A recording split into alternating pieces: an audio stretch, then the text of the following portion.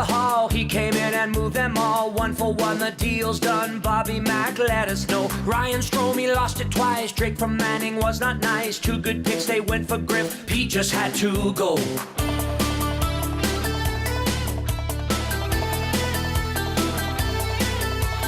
Eric Greiber buyout, what was that all about? Miko signed a 3-year deal, and my friends, that ain't no steal. Traded for Spooner, shoulda canned him sooner. Chris Russell, Lucic, no movement on their deals. Pete left a tire fire. Bobby Nix is searching for the perfect person. Pete left a tire fire. Now it's tough to do well when you're stuck in cap hell.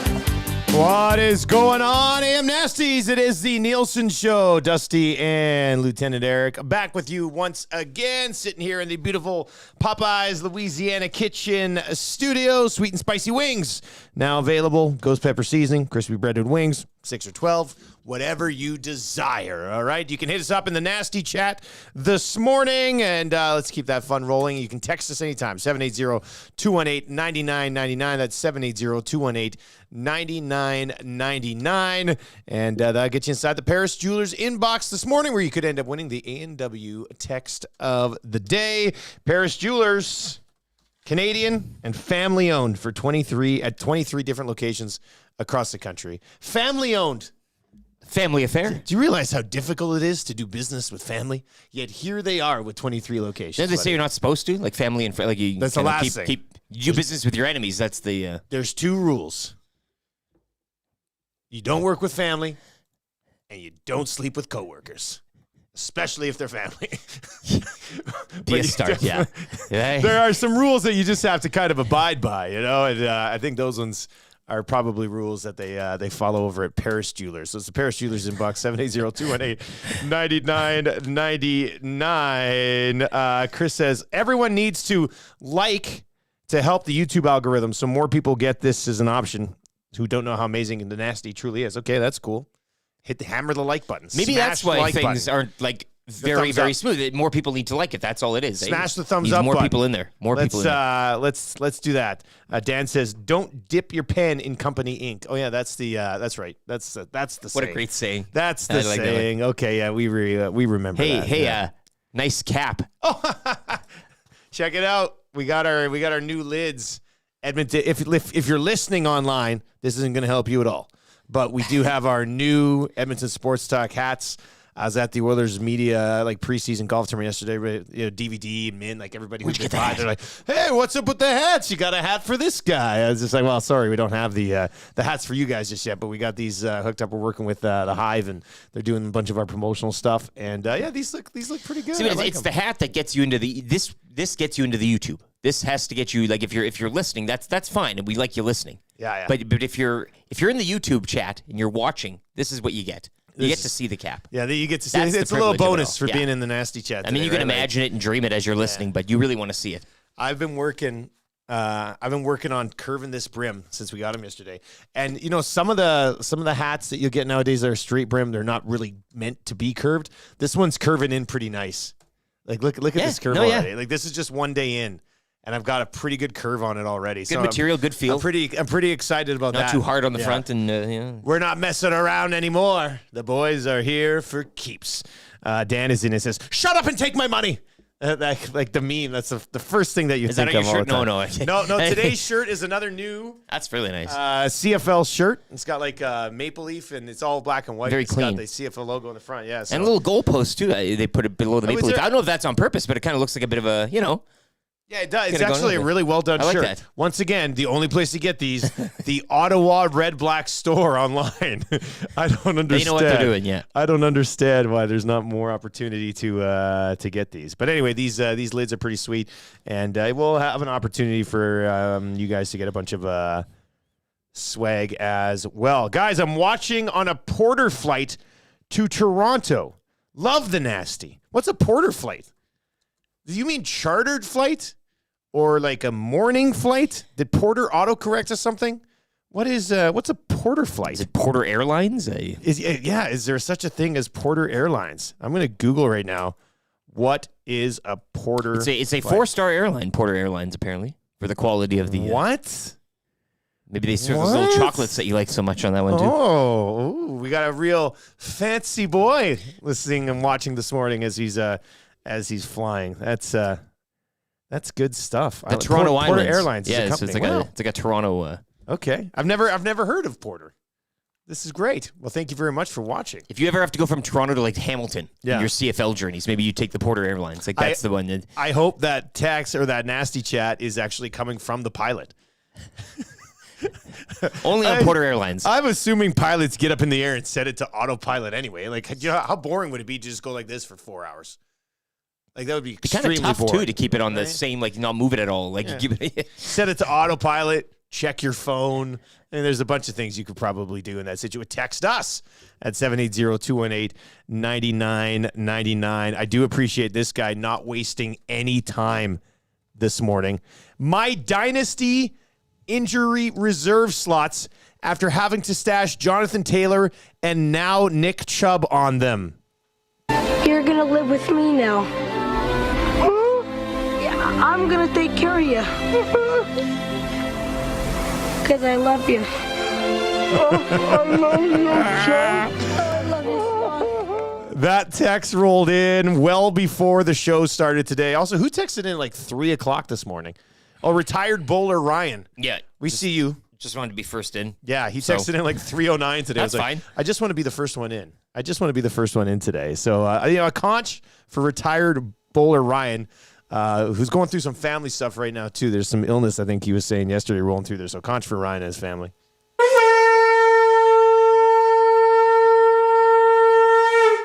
Oh, we've got a good debate going on right now in the nasty chat. David Schneider says straight brim is for people who wear white Oakleys that think because they're overweight, they think they're really buff. Words are spoken here. Like he's laid down the line. I put the Twitter poll out. It's straight or curved. Did you this do the morning. Twitter poll? Oh, Straight okay, or that's curved. good. Yeah. Yeah. And now you can kind of meet in the middle, right? Like you Yeah. don't need. I don't mind a bit of a curve. Like I'm not like V-ing Yeah. it. When I you're was, not like, breaking the brim. In my like early 20s, I had it like, Oh, yeah. like this, right? It's just like now. I mean, how do these wear backwards? How do they wear backwards? They're not bad, I Not don't bad. think. Not bad Yeah, backwards it's good, actually. yeah. No, it's not good. It's good. I just think I look like a fool in a straight. The closest one I ever had, I had an Expos hat for a while that was kind of straighter. And I like it's Fit, yeah. Expos. Yeah. It's nice. But I can't do it. I can't do the straight brim. Like mine's curved a bit. Yours is it not? curved a little Yeah, bit. but I can get away with this. Can I not? Does it look fine? Like I don't need to be. It I don't need to be. It like, looks curved like fine yours, because yeah. it's slightly curved. What's Wannick doing over there? Matt, do you curve that thing a bit today? No, it's just Didn't straight. touch it. I love it. Straight up. Oh boy, this is a real. We got a big variety of things going on here. Dan says the straight brim is a modern day dunce cap. Wow. Holy smokes. Anyway, hopefully you'll be able to eventually get your hands on some of this Edmonton sports. You can wear it talk however you swag. want. You can do whatever you want. Yeah. You can cut the brim off Yeah. if you want. For all I. Another new addition to the set today are these wonderful A&W mugs that are from straight out of the 80s, right? Yeah. They have to be. These things are vintage. Can I have a cigarette with them? We could sell these for probably $12 a piece at least. Your brother, bass Yes. player, Whale and the Wolf. Lucas in a red Ford Ranger. Yeah. He wait, is that I didn't even think about that. God. You guys were going back and forth the other day for what, like 10 minutes? Yeah. You and Gazzola and him, like, what BPs are we at? You were Collingwood, and you guys were all confused. You kept Wait, saying that Lucas. was Lucas? That's him the whole time. We Well, thought there you is knew, no but- BPs in Collingwood. Well, I did. Unbelievable. Subject matter aside, you. That drives me nuts. I didn't know it was him. He's in Nah, my it changes everything. phone as Whale and the Wolf bass player. I'm gonna have to change it to Lucas in a red Ford Ranger. Anyway, text of the day today will get you a gift certificate to A&W, where they got a ridiculous deal on coffee right now. Rick picked up another one. Is that black one today? Bucko 5 for a big Yeah. black. $1.05, including tax, for a coffee of your size. You're choosing any size you want. Price is only available until October 1st. I think I remember them rolling this out. Like, I think they do like these 2-3 week pushes. to move some of this coffee, and it moves extremely well. I'm excited for Friday when I get that latte. Ooh. Eric's been taking the money he's saving from the $1 coffees, and you're going to use it to get the $2 latte on Friday. Yeah. Which is going to be outstanding. The text of the day today will win a $20 gift card to A&W, so keep pounding that box at 780-218-9999. Or get to, here we go. The only thing worse than straight brim is the guys who keep the stickers on it. Well, now, we did have a big honking one on our There was brim. a huge one across the top. No, it's okay, off. so It's off. The kids who wear the sticker on the flat brim, I want to speak to their parents. That's what I want. The issue. I want to sit down with your parents and say, listen, do you wear the stickers on your other clothes? Sometimes I'll accidentally forget to take one of those clear stickers off the side of his shirt, and somebody be like, "Oh, wearing double XL." I keep those plastic tags on, so I beep every time I go. It's cool, man. You like to return it? Yeah, maybe. Somewhere along the way. But some of those stickers are nice and reflective, like they're kind of neat, like they're cool. No, they're not. they can reflect the different colors. It looks neat. It's a star or something. Burglar is in and says, "I like the pilot on that airline forcing every screen on the plane to watch your show. Like everybody sits down. You can't even get to the map option. Like it just goes directly to the show. We should actually sit down with some of these bigger airlines and try to negotiate our show as an option on their horrible selection of entertainment. Porter Nielsen Airlines. Nielsen Porter. Whichever. The EST Porter Airlines. How come that can't be a thing? We can do Contra now. I mean, it's something that we can. And they're not friends or family, so we can partner with them, and it'll work out fine, right? Yeah, that would work out. It's all good. We don't know them. Extremely well. Hey, guys, maybe Lucas is driving the black SUV stalker vehicle, too. Ha-ha! It comes in from Stan, the Jets fan. He's on parental leave here. The official handle for that person is Black Sedan Creep, not Black SUV person. Black Sedan Creep. I got an update yesterday on Black Sedan Creep. By the way, Oilers camp opens today. We're going to get to it. Got some stuff last night that we'll talk about. I was leaving the building yesterday. We played the Glendale yesterday for this. Probably my last round of the year, I would think. Get emotional. You play your last round of the year knowing that you have zero time to golf the rest of the way. But as I'm leaving, a couple of the guys from downstairs at the Russian spa were like, "Hey, how's it going up there?" I said, "Oh, good." So we chatted. I kind of met the neighbors. It was nice. I wish I should have given them my hat. Should have brought them on board with a hat. Would have been nice. Anyway, I said to him, so is there like a security company around here? Like, how does this work? And they were talking about they've got like their own security system, and we're going to have our own security system, whatever. But I said, but specifically, the black sedan guy down the street, is that for us or what's going on here? And he filled me in. Now, we will still label this person Black Sedan Creep. Matty, was Black Sedan Creep when you wasn't here today when you got here? Okay. Basically, because it's just like across the road from us, there's a lot with a lot of trucks. And Black Sedan Creep's job is to monitor that lot so people don't climb the fence and steal the catalytic converters or whatever it is. Because they're worth a lot.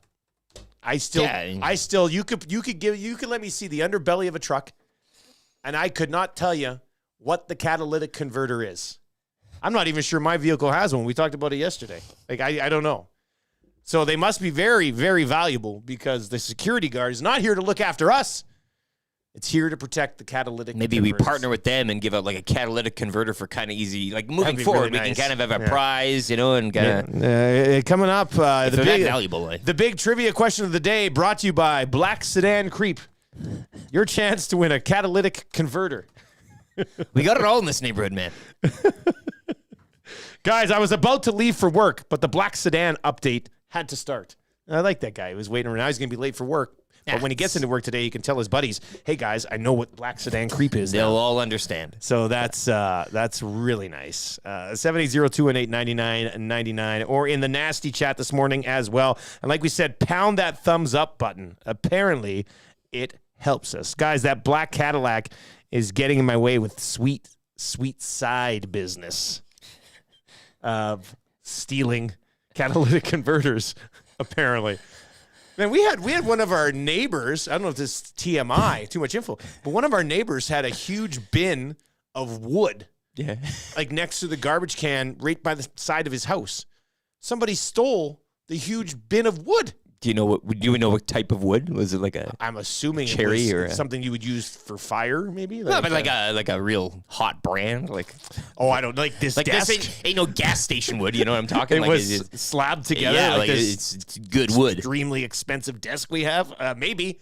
I don't know, but I was like, who steals wood from a neighbor? That's Just 2023. didn't make any sense. Didn't make any sense at all. All right, let's lay out the show for you. Then we'll get into the opening of Edmonton Oilers camp. Are you ready? Can you handle it, folks? Ice District. Yeah. Oh, that's a good one. 780-218-9999. Jocelyn says, my mom drives a Jeep Cherokee, and she doesn't have a catalytic converter. So how can catalytic converters be so valuable if they're not on every single vehicle? Is it like getting a spoiler for the car type of thing? Like it's just kind of a vanity piece on the undercarriage? I do like the idea of somebody going around town and stealing spoilers of other people's cars. You go to the guy, you open up his garage, and there's just like spoilers are falling out. He gets arrested. He goes into jail. Hey, what are you in for? Oh, I was a thief of spoilers. I still... Yeah, they called me Nicky Spoilers on the street. Straight brim cap. 6 o'clock hour is wide open, obviously. So if you want to slide on in, conch requests, takes on the Oilers camp, feel free to hit us up, 780-218-9999, or in the nasty chat this morning as well. And hey, tell your friends just about EdmontonSportsTalk.com. We just need to get them to the site. And then they can click listen live or watch live, and continuing to grow, which is great. So please tell your friends if you enjoy the show. Maybe they will as well. We will have Pat Gregoire from CoolBet popping on around 7:45 today. We'll apologize for almost single-handedly destroying their company. You guys yesterday hit it, right? We threw it to you guys for the Champions League. The Champions League pick yesterday. And what did we end up going with? It was Mbappe to score? Mbappe to score. Paris Saint-Germain, PSG beating Borussia Dortmund 2-0. But Kylian Mbappe getting from the penalty spot in the 49th minute to open the scoring. So Mbappe gets the goal. We could have parlayed an Mbappe goal and a win, and that would have been real nice. PSG apparently looks really good, Maddie. Not without the Neymar and the Messi and all that, and they're coming together. I like that. That's your Champions League update. A conch for you guys. that's a Champions League. Sponsored today.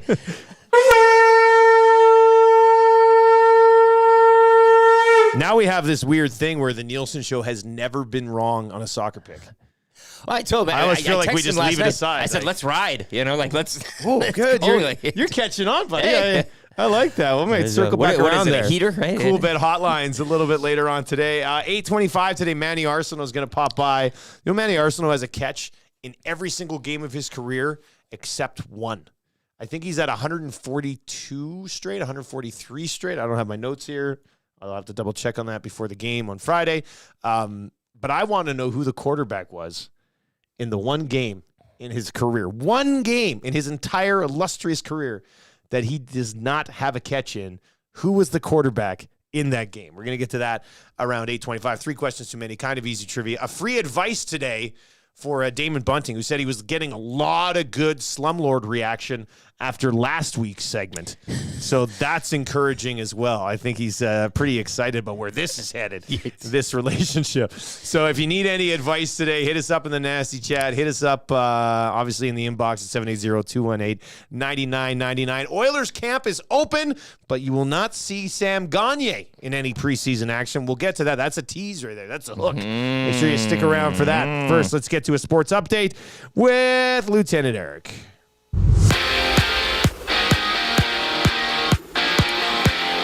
George Springer, Bo Bichette, and Alejandro Kirk all went yard as the Jays beat the Yankees 7-1, opening a 3-game series. Elsewhere, Seattle beating Oakland 7-1, while the Rangers beat the Red Sox 6-4. Jays remain a game up on both the Mariners and Texas for that second wild card spot. Toronto will send Kevin Gausman to the Hill tonight in the Bronx for Game 2. The Yankees will counter with Michael King. Oilers main camp, as Dusty mentioned, begins today as the club prepares for its first preseason test Sunday against the Jets. Match day 1, the UEFA Champions League group stage continues this morning and this afternoon with 8 more matches, including Alphonso Davies and Bayern Munich at home to Manchester United.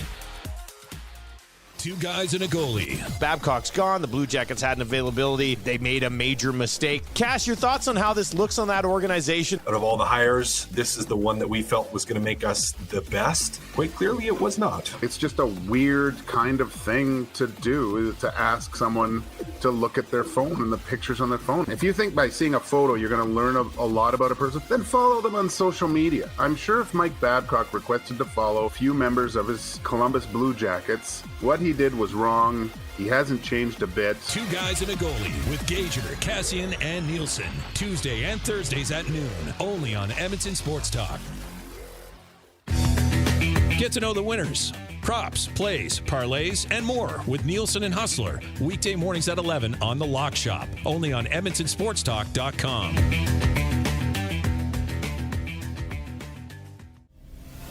Tom Gazzola and Sean Bell take you on a hot lap around the NHL with Hello Hockey. Saturday mornings at 10, only on Edmonton Sports Talk.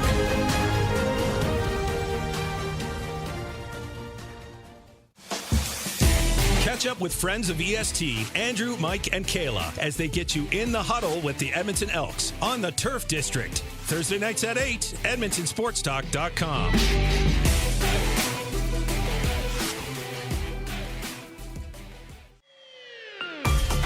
Friend of EST, Eric Thomas, takes you around the track all the way to the checkered flag on Raceline Radio. Tuesday nights at 8 and Saturday morning at 9. Only on EdmontonSportsTalk.com.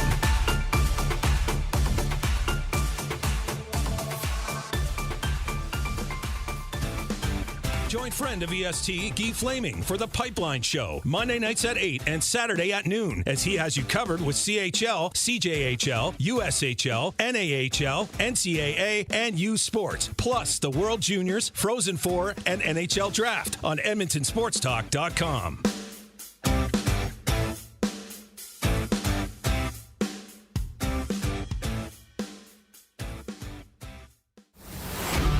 Get all the latest news and takes on everything Oilers with Dustin Nielsen and Tom Gazzola on the Oil Stream. Live at noon, Monday, Wednesday, and Fridays. Only on EdmontonSportsTalk.com. Don't feel like working? Join the Hangout. You never know what you might hear. Weekday mornings 9 to 11 on EdmontonSportsTalk.com.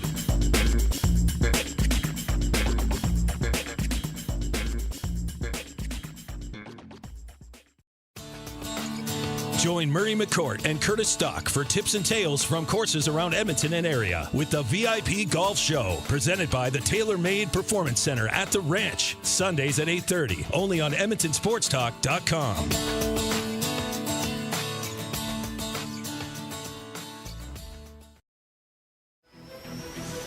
The Elks Call is the newest Edmonton Elks podcast, located in Edmonton, discussing everything Elks. Join friends of EST, Scout and Catherine, Friday nights at 8 on EdmontonSportsTalk.com.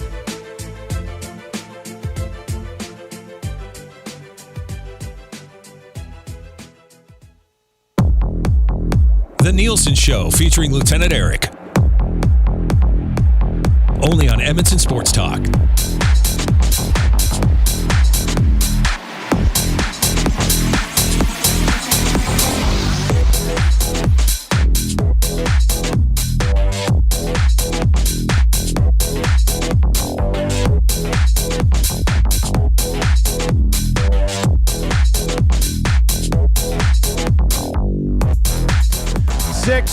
.25. It is the Nielsen Show, the AM Nasty, here with you this morning. Thank you very much for joining us. Tell your friends about the show and hammer that thumbs up button, the like button here on the YouTube chat. If you were driving in your car today, there is no button that you can push, but if you could please yell out, "I like it," I think that would go over extremely well. 8 degrees right now. We're looking at a high of about 14 degrees for today. And some showers this morning. Little wet, little the damp fall out there. showers. Yeah, The I like that. fall showers. That's nice.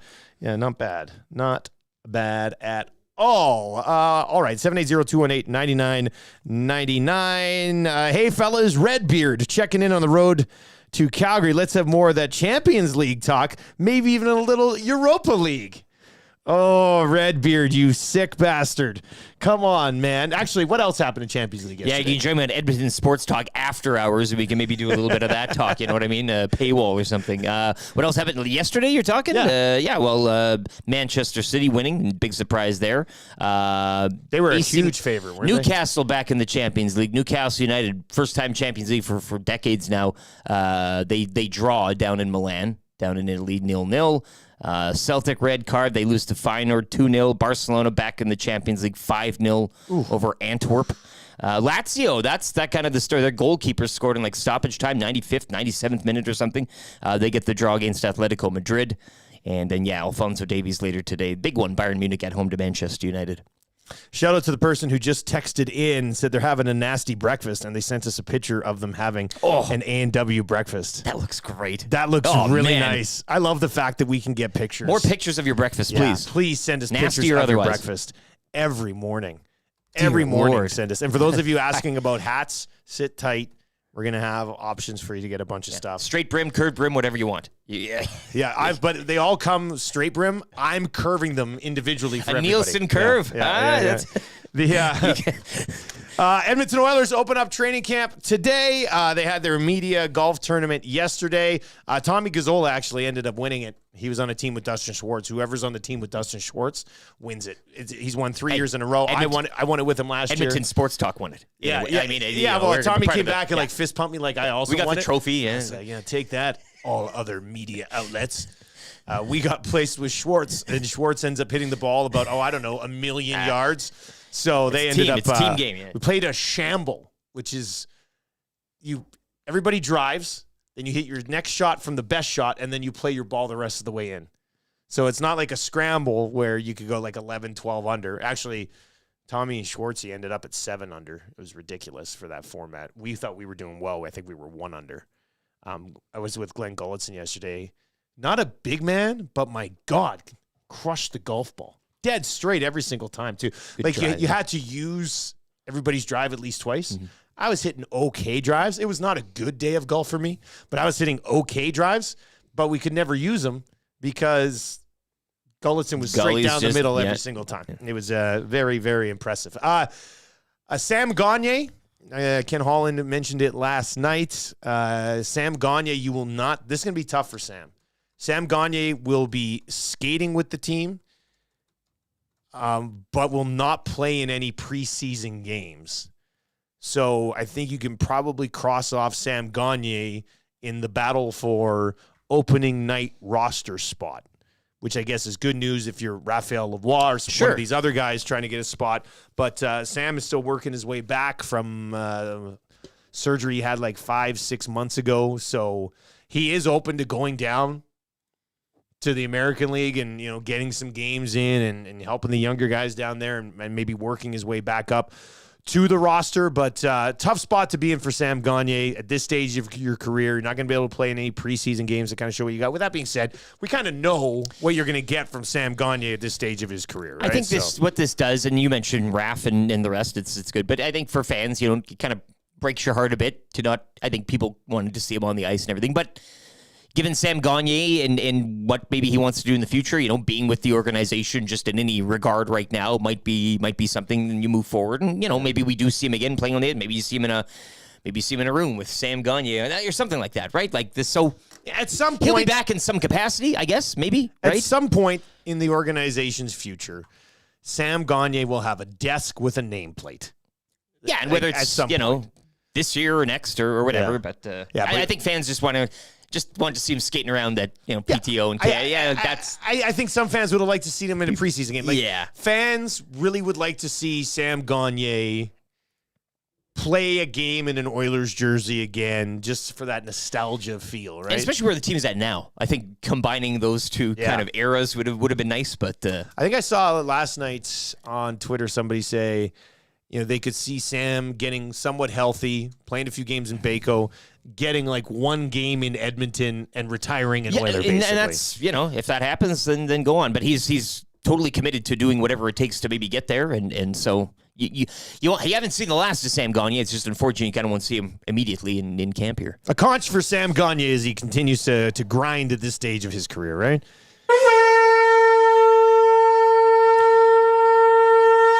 right, Connor Brown has been ramping things up. He's obviously coming off an injury that he suffered almost a year ago. You will see Connor Brown in preseason, but you won't see him in back-to-back games, especially in the preseason. So, I would think he probably plays at least 2, maybe 3 preseason games, and they're certainly not in back-to-back situations.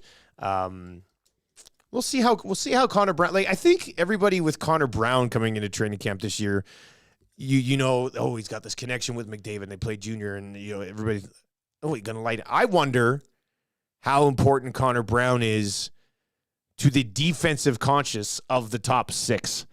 Is this a guy that you can throw out there and know that things are going to be taken care of defensively?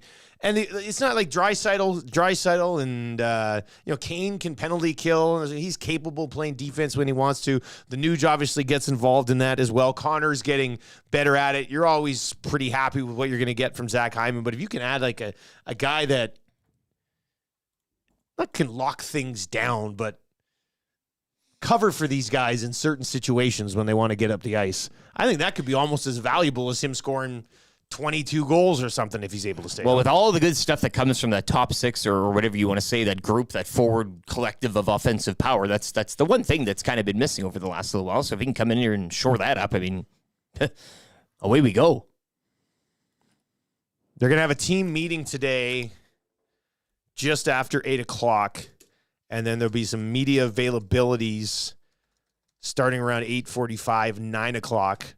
Tommy Gazzola, representing Edmonton Sports Talk, will be down there for those today, so he will not be on the hangout today. Sean Bell, Tyrell Spitzer from Silent Ice going to be in today.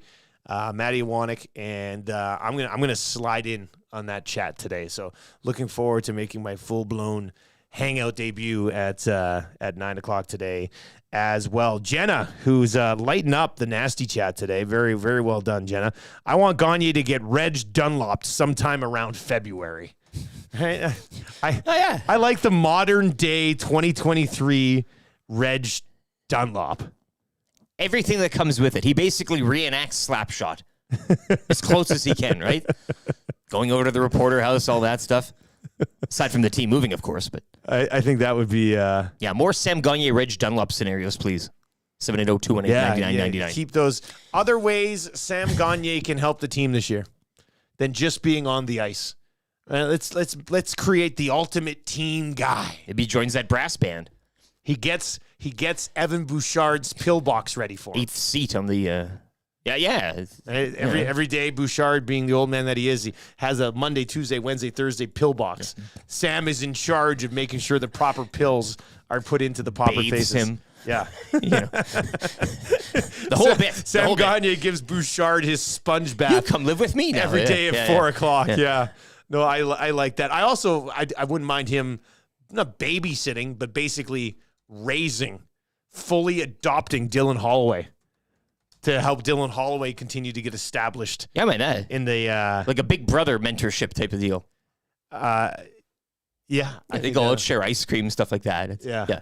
I think that'll be pretty good. So hit us up with your suggestions on other ways Sam Gagner can help the Edmonton Oilers this season, not just on the ice. I think this could be a path to text of the day today at 780-218-9999, or in the nasty chat, you can slide in there as well. There's got to be some pretty good responses, I think, on that front. Jenna, back in the nasty chat. Gagner stands on the bench and hands out either Halls or Werthers to whatever team looks like they need it. Both teams. They just, hey, listen, Calgary, you look like you need a Werther's original right now. Don't want anybody to get hurt, right? Everybody have a good time and all that stuff. Handing them out with the gloves, here you go. Dirty old candy. Hey, guys, what about Sam asking all the guys to show him their phones? Probably not what you want to do right now, unless you're looking to get picked up on a different PTO with the Columbus Blue Jackets. So that's good. Ken is in and says, boys, I need life advice. Well, life advice isn't technically till 7:25 today for Damon Bunting, but we'll make an exception for you. Boys, I need life advice. Do I watch the latest episode of Ahsoka on my flight, or wait to watch it with my daughters next week. It's killing me. We're talking episode 6. I watched episode 5 over the weekend. Mwah, chef's kiss. Where's that saying come from? Well, you make a good meal and That's it. That's the whole thing. I would assume. I'm always assumed that's what it was. There's a different, or does somebody say chef's kiss and then definition? Thing. Yeah. Anyway, if you look, Ken, I'd say this, man. If you've been watching these episodes with your daughters, then you should wait and watch it with your daughters. Finish the job, eh? Also, as a guy who consumes a bunch of TV and shows while on airplanes, like I watched the entire series of The Bear on my iPad on an airplane. If you're going to watch Ahsoka, you might as well watch it on a full-size screen, man. So view it that way as well, and you could probably be happy with your decision, I guess. Sam gives away $10,000 of his own money to one fan a game to help pay for half of their food and beverages. Congratulations. You're at the Oilers game. Here's $10,000. Get yourself a drink and a burger. This is cutting checks. Huge checks. Sam Gagner stands in Ford Hall and shakes the hand of every fan and thanks them for coming on behalf of Daryl Cates. On behalf of Daryl Cates, I'd like to thank you for coming. And that really good handshake where, like, you got the second hand up on the arm like this. But, using him as that kind of buffer between that'd go a long way. He could do a lot of things for Cates and OEG, right? Like, you just put Sam Gagner out there. He could do anything. Gagner mists Broberg's abs with a spray bottle every time his shirt comes off. Kind of a hype man there. No matter what, wherever he's at, Sam got quick spray bottle. That's a good one, too. I knew you guys would kind of bring the heat on this one, so let's keep rolling in here.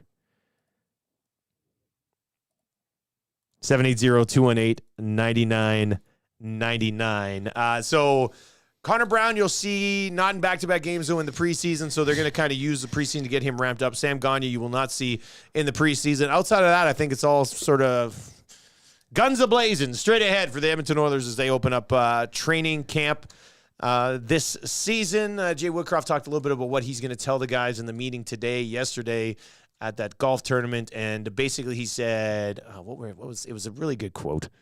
Basically, stay focused on the day, just accomplish what you can on the day, and then stay focused on the standard, and the standard would be the expectation that the organization has had, having won a bunch of championships already and living up to that. So stay focused on the day, stay focused on the standard, and everything will take care of itself. That was Jay Woodcroft's words of advice yesterday. So he's already dishing it out. Free, like just free. There you go. Take what Jay said and go on. That's a good free advice right there. Free advice. Tell you that. Hey, he won't be texting in this one. Stay out of our kitchen, Mr. Woodcroft. That's a good one. Kevin says, guys, how the hell does an $87 fab bid not get me Jerome Ford? Jeez, $87 out of what? What's the budget? $100? You should be happy that didn't happen. But if it's $1,000, I mean, maybe it's a little bit different. I haven't even checked yet if I got any Jerome Ford on waiver wires. Sam brings in relics called books with the F scenes underlined. You guys are going to want to read what's on this page, boys. I love it. That's good. Sam Gagner hosts Culture Yourself movie nights at his house featuring the Goonies every night. Good text as well. Make sure you get your handle in these texts so we can see who it is sending it in. We can add you to the contacts, and then we don't have to be like, hey, who's this one from? And it all just pops up. We do have Pat Gregoire from Coolbet. He's going to pop by here around 7:45 this morning. Manny Arsenault at 8:25 today. More of your text messages here in the 6 o'clock hour. If you need a late 6 o'clock hour conching, we can certainly get to that. We got to get to this Kikuchi thing. Did you see what type of life is this guy living? I know. Let's just save it. We'll get to it. You will not believe. I like Kikuchi, but he's getting on my nerves. Your triceps must be just killing you, based on the amount of. Oh yeah. If that's why you cramped, my entire body would be in the fetal position 24 hours a day, Kikuchi. You'd just be moving. You'd be cramping. Blue Jays win. But Kikuchi didn't get enough sleep. We'll get into this. You won't believe this guy. This is unbelievable. Let's get to a sports update from Lieutenant Eric. What? This is nuts.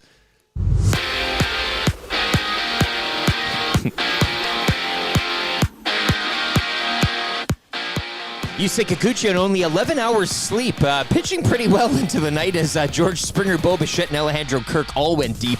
Jays knock off the Yankees 7-1 to open a 3-game set. Elsewhere, Seattle over Oakland 7-1. Rangers, they beat Boston 6-4. It all remains the same. Jays a game up on both Seattle and Texas for that second wildcard spot. Toronto will send Kevin Gausman to the Hill tonight down to the Bronx for Game 2. The Yankees will counter with Michael King. Sam Gagner will only practice during main camp and not play any preseason games as he is recovering from hip surgery. Connor Brown, meanwhile, will see exhibition action but not back-to-backs. As Oilers' main camp opens today, the club preparing for its first preseason test Sunday against Winnipeg. Match day 1 in the UEFA Champions League group stage continues this morning and this afternoon with 8 more matches, including Alphonso Davies and Bayern Munich hosting Manchester United. EST Hangout. Manawanek, Tom Gazzola. Yeah. As well as we got Min Darwal from CBC and Doug McLean, Golden Bears Pandas analyst, along with the Stingers. I think the older this kid gets, you're starting to see glimpses of what we're not privy to inside that room. Mm-hmm. But yeah, now we're starting to see these guys put a stamp on this team. I think that culture that they're creating, instead of having it top down where it has a trickle down effect, I think it's working both ways where it kind of dictates what happens with the executive and the hockey side of the front office. EST Hangout, weekday mornings at 9, only on EdmontonSportsTalk.com.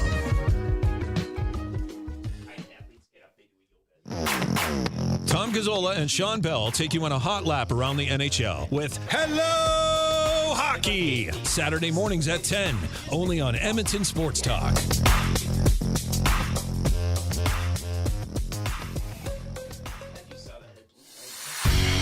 The Elks Call is the newest Edmonton Elks podcast located in Edmonton, discussing everything Elks. Join friends of EST, Scout, and Catherine, Friday nights at 8 on EdmontonSportsTalk.com.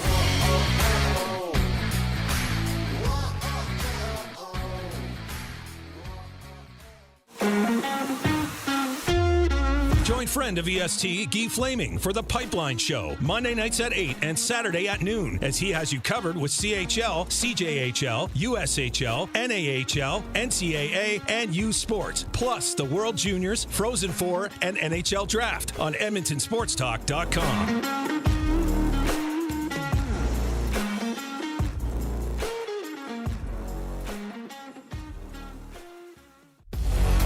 Get to know the winners, props, plays, parlays, and more with Nielson and Hustler. Weekday mornings at 11 on The Lock Shop. Only on EdmontonSportsTalk.com.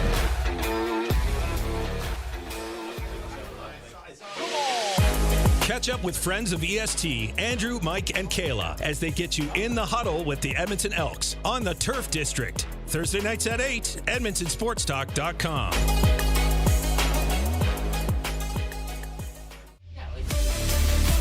Friend of EST, Eric Thomas, takes you around the track all the way to the checkered flag on Raceline Radio, Tuesday nights at 8 and Saturday morning at 9, only on EdmontonSportsTalk.com.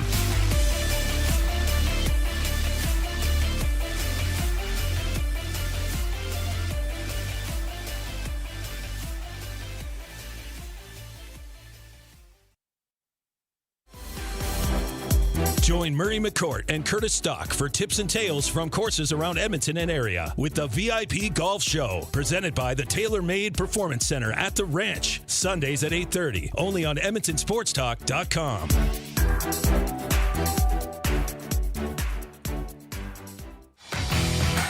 Get all the latest news and takes on everything Oilers with Dustin Nielson and Tom Gazzola on the Oil Stream. Live at noon, Monday, Wednesday, and Fridays. Only on EdmontonSportsTalk.com.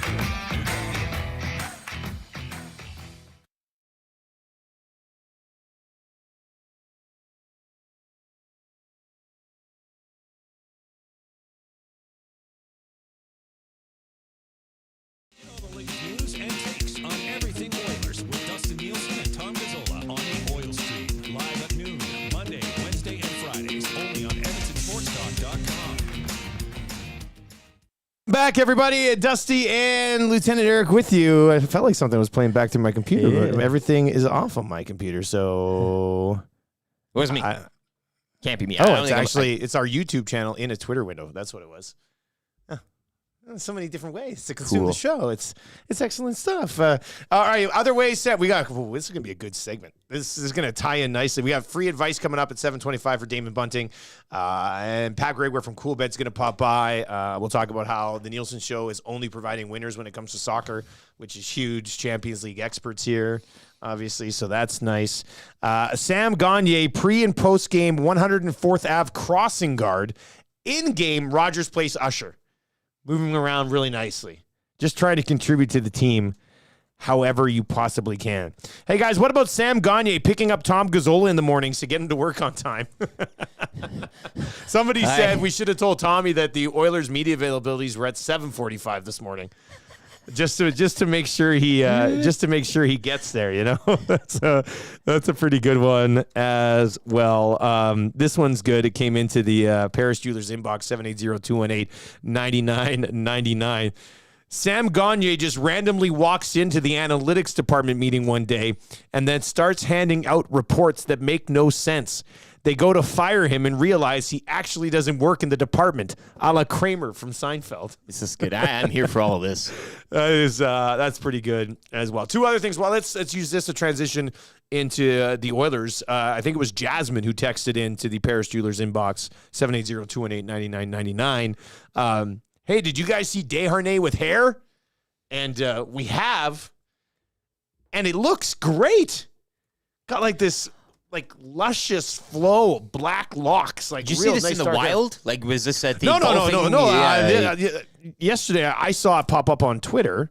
Like, they were doing like media day with some pictures and stuff. I need this. And it looked like he's got a pretty nice head of hair. Yeah, here it is. I searched Vincent Desharnais hair. See this? Look at this. Look at this guy right here. Look at the hair on this guy. Whoa. I don't know how he got that since last season. It looks. He looks like he has phenomenal hair. So if you grow that out a little more, he could kind of slick it back. Hey, that's kind of the look here. We're kind of getting like he could kind of a. He looks like he could have Danny Zuko in Grease type of hair. Now we're talking. Like, it looks phenomenal. So did he just have his head shaved to look tough? He's a tough guy. To get to the National Hockey League, and now that he's in the National Hockey League, he's like, guess what? Surprise! Yeah. And where do we come out? Where do bald guys come out on other guys who have great heads of hair shaving their head? That's what I want to know. It's the thing. And maybe, look, if this gets him to where he needs to be in life, fine. And now he wants to. I'm all here for Desharnais 2.0, though. I love the Desharnais 2.0. People love them with the bald head. They're going to love him more with the. I want it long. I want him to continue growing it. Hey, like, slick it back and maybe some dippity-do in there or something like that. Oh. Gel it up. He's going to be a hit. That'd be really good. Anyway, if we have any bald men listening, where do we come out on the hair that Desharnais is now rolling with? Because it's pretty sensational. I just don't know if it. VR Montenegro. I don't know if he's bald or he's speaking for the bald community, but he says they're posers. Guys who have hair are posers. Oh, there it is, Maddie. You see that? Look at that hair. That's absolutely phenomenal stuff. Looks real nice. I don't know. I think Maddie's going to bring it up on the YouTube chat here. So you can this see is it, nice. Yeah. He's going to throw this in here, I think. Okay. We'll make that work. You're going to have to get a look at it. But I'd love to know. Hit us up. I like that side profile. Hey, that's nice. You know, especially the guys who are fighting it. Like, we have some friends who are fighting it a little bit. You're like, my buddy Boom probably should have been bald 5 years ago. Yeah. Like, and actually, this is going to be tough because I know Boom's listening a little bit now. Sorry, Boom. But, like, he's fighting. His hairline actually comes back to, like, the top of his head, and then he's, like, doing the massive, massive comb over. For those guys, you know, they're fighting and trying to hang on to everything. Desharnais, all of a sudden, is rolling out with this beautiful head of hair. It's absolutely incredible. He's got a bit on the side there, kind of going back, but it still works. It's not a. If you're in the YouTube chat, you can see it right now. Nice work, Awanik. You can take a look at it right now. This is not the Desharnais that was in the postseason last year. To me, his confidence level is going to be so much higher just with the way he looks with his hair that his puck handling abilities are going to be through the roof. So there's a cool bet goal total 25.5, right? Goals, we're kind of, you're hammering the over on that for Desharnais. Like, he's just a point machine. He's just going to come in and... Cool bet. Can we get a number? PP1. Can we get a number on Desharnais goals this year? Let's set it at 2.5. With that haircut, we're man, on the over. Yeah. We are on the over. Joel says we need another window to show the screen when Dusty pulls up photos. Well, there we go. We got that set up. And there's a look at Desharnais' hair. And only a tease, hey? Kind of that side back profile. We haven't seen it front on yet. He's saving that for the regular season. Is there like an awkward bald spot just on the other side of the back of his head? The only profile you see of Vincent all year long. It's nice. It's really good. All right, now we got to get into Kikuchi here. Congratulations to Vincent Desharnais for having a wonderful head of hair. That's just a great day for you, man. Great day for you. Let's see here. Hey, guys, bald guy take. Dudes with hair that shave it all off are troll jobs 100%. That's in from Shanzi this morning. Bald guy here. Once you shave it off, you never want to go back. Liberate your scalp. Yeah, it is a very liberating feeling. As somebody who's gone to both extremes. Yeah, you had it pretty low. I took it down right to the skin. Yeah. And it was kind of addicting. Because you get so smooth. Yeah, but how long did you keep that for? Like a year or something? Yeah. Yeah. You prefer great. this, though, right? Yeah, but I mean, it's a lot of work to kind of keep it all. A shaved head, you cut down on washing time by half. It's great. You can still wear caps. Hoods are easier to wear. Like everything's easier. But here I am speaking as a guy adjust with the lifestyle. Yeah, it might not be easy for some people. Exactly. Okay, so Kikuchi. So the Blue Jays win. Another big win for the Toronto Blue Jays. They get the job done against the New York Yankees. 7-1 was the final. This is a job they should get done, given their schedule going in. I mean, they get some tough series against the Rays, but this is they have to win these ones. You got to do this against the. I'm just taking a look at the overall. Rangers beat the Red Sox 6-4, and of course the Mariners beat the A's 7-2. So all three teams winning last night. So they definitely had to have this one. Kikuchi cramped up in this game, which is not. I mean, guys cramp up. Remember. Kawasaki, just give him a banana. Give him a banana. Good, get this guy an extra banana. So Kikuchi, after the game, though, states that he thinks he cramped up because he only got 11 hours of sleep the night before, as opposed to his regular 13 to 14 hours of sleep. Now, I don't know if he's just saying this as a joke, but I don't know why you would joke about that, after a baseball game. That doesn't really make a lot of sense to me. Was it lost in translation? It was through an interpreter. So maybe the interpreter's just punking everybody here. Is the interpreter just hilarious? Or are they awful and they can't understand what Kikuchi's saying? Maybe Kikuchi said he only got 7 hours of sleep as opposed to his regular 8 or 9, and the interpreter said he only got 11 hours of sleep as opposed to the 13 or 14. How does he sleep for 13 to 14 hours in a day? How's that possible? All of that seems more plausible than him actually sleeping 13 to 14 hours. Like, I don't believe it. I'd rather believe, I'd be more likely to believe that the interpreter got it wrong or he's punking us. Like, that would be, I'd say, oh yeah, that makes sense. 13 to 14 hours of sleep. I barely sleep, and this is a bit of an exaggeration, but it's not really that much of an exaggeration as you would think. I barely sleep 14 hours during the work week. Like, I don't not know how Kikuchi can possibly operate his life while sleeping 13 to 14 hours. Probably not on blood pressure medication, I would say. Like, that's right. Yeah, I mean, he obviously lives a very healthy life. I mean, we're still churning along over here, but I could use a little bit more sleep. Or a banana, I guess. It's busy. That's what I should do. For every hour of sleep I lose, I should eat a banana. So every day I eat 4 to 5 hours. Eat 4 to 5 bananas. And then I sleep 4 hours. Just by this metric, though, as you said, you should be cramping up all over the place. Like, you should be just one giant cramp, almost. Like, you kind of every morning we kind of got to like roll you out. Yeah.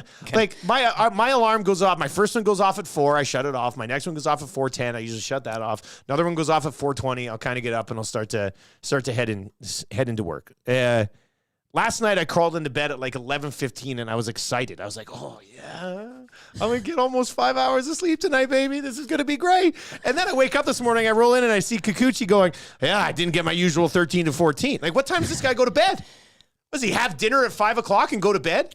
Because if you go to bed at 6 o'clock and sleep 14 hours, you're waking up at 8 o'clock in the morning. You would think as a professional athlete, you probably want to be up early, you go for stretch, you have some yoga, you swing by. I mean, there's lots of things to do. I honestly don't know how logistically he could sleep 13 to 14 hours a night. That's impossible. Yeah, if he's waking up at 8, Which, yeah, he's going to bed at supper. That's pretty much what we're... And the Jays, I mean, what do they do when they play on the West Coast? Does he just not show up? Like, is he just... Like, what if he's pitching into a... Like, sorry, you gotta get him out for sleep. Kikuchi's not in the game tonight, and the reasoning, it's not because of a hamstring. It's not because of a groin. It's because has to get his 13 to 14 hours of sleep. If it's a West Coast, he's getting to bed, 10 or something? So then he's sleeping. I mean, you're not waking up to what? The afternoon the next day? How old is this guy? LFC captain is in. It says 13 to 14 hours of sleep. How drunk does he get the night before? Like, maybe that's the issue. Yeah, but for me, when I'm drunk, I can't. I sleep for like 3-4 hours, and then I get up and I feel awful, and I can't fall back to sleep until like the next night. Well, you can't pitch 7 innings or something. I mean, certainly can't roll out against the Yankees and cover the over on the strikeout total. Like, there's just no chance you can do that. So. I don't get it. I mean, the longest I would have ever slept, it was after the first time I played in the world's longest hockey game. And in the world's longest hockey game, you're sleeping for like when you were 4 up for hours. How many hours straight? Yeah, it's 4 hours. So we played for 11 days. The most you would have slept at any stretch over that 11 days would have been like 4.5-ish, maybe in a trailer. It was cold. You're tired anyway. No bananas. Lots of bananas. Lots of bananas there. I got home after that game, which was basically you stay awake in zombie mode for 11 days. I slept for 16 hours straight, out, like done. Lights out, not like rolling over, not turning, not getting up to take a leak, out. Kikuchi does that almost every single night? Well, and if he doesn't, he cramps. It's not like he can take a night off. Like, if this is one day he didn't get the sleep, and look what happens. He wakes up after 9 hours of sleep, can't get out of bed because his legs are cramping so bad. Like a weekend in Vegas for him must just be hell. Like he'll need like a week to recover again. Just straight sleep. Doesn't wake up once. Meanwhile, for me, I'll get woken up out of my sleep due to a cramp. Like my leg will be like, what's going on? This is the worst feeling in the world. This text is a good one. 780-218-9999. Who does this guy think he is? Tom Gazzola? Tom Lawrence Gazzola to you, yes. That's a pretty good one. Jeffy is in and says, guys, he said that he slept from 11 p.m. to 1 p.m. Come on. Yeah, but that's like he sleeps through the entire a.m.? That's a teenager schedule. Like, he's an athlete. He's got to be waking up early. Like I'm saying, he's got to be waking up early to do the things, the stretching and the exercising and everything. So you think he's going to bed early. He's not going to bed at 11 and waking up at 1. There's not a chance. Well, I mean. Really? It might be the most logical. He's got to have a meeting or something. There's got to be a... I 1 o'clock, I don't know if they would have a meeting every day because they play baseball every single day. So it might be like, hey, get to the stadium for the game tonight, like around 2:30, 3 o'clock. And then after the game, you're going to be up late. I mean, the 11 to 1 thing kind of makes sense. I just can't believe. Imagine living a life where you sleep through the entire AM, the whole morning. It's all gone. Yeah, if you're not under the age of 18. Is he 16 years old and growing? I got to work at 2:30, so why would you? Yeah, I get that, but I don't know. I love it. Guys, you know Kikuchi is coming out of the game when he takes off his ball cap, puts on his little stocking cap, and carries an Ebenezer Scrooge-style candle holder down to the locker room. Need a sign of that. Yeah, you need I would like to see on the actual broadcast where they're like, oh, Kikuchi's going to be pulled here any minute now. It's bedtime. Yeah. Kikuchi is 6 2/3 into a perfect game, and they take him out because he's got to get his sleep. A little sleepy. That's wild stuff to me. Hey guys, he's the guy on the couch from Half Baked. Remember that guy sleeping all the time? Oh, that's too good. Anyway, Kikuchi probably won't see any of this because he's not waking up until 2 o'clock this afternoon. So that's what a crazy. Life. I don't know. This message says, "Are we really just upset about the sleep because we're jealous?" Just your average 6 o'clock hour again. Oh, you would take that if you had the option of doing that every single day. I'm sure you would. I would never want to waste that much time sleeping. Wasting the time. If I could sleep, I would take 7 hours every night. 7 hours, I would be so productive the following day. 7 hours would be great. But if you just pitched, and you didn't have to worry about Well, and he only pitches once every 5 days. Yeah. So I get sweetheart life. Sweetheart life. Admire it. No wonder he's saving their season. It's incredible. All right, on the way in let's get a conch for Kikuchi. Let's try to wake him up here today, right?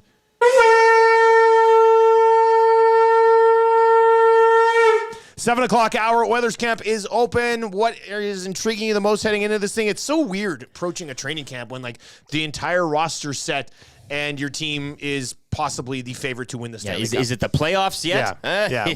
We'll get into the odds on it. The Oilers are the second favorite team to win the Cup, behind Carolina, actually. At least over at Coolbet. Pat Gregoire from Coolbet's going to join us around 7:45 today with your Coolbet hotline then as well. Back to the Champions League for the boys here. See if we can make it 2 in a row on that front. Free advice coming up around 7:25 for Damon Bunting. Make sure you stick around for that. What do you need help with?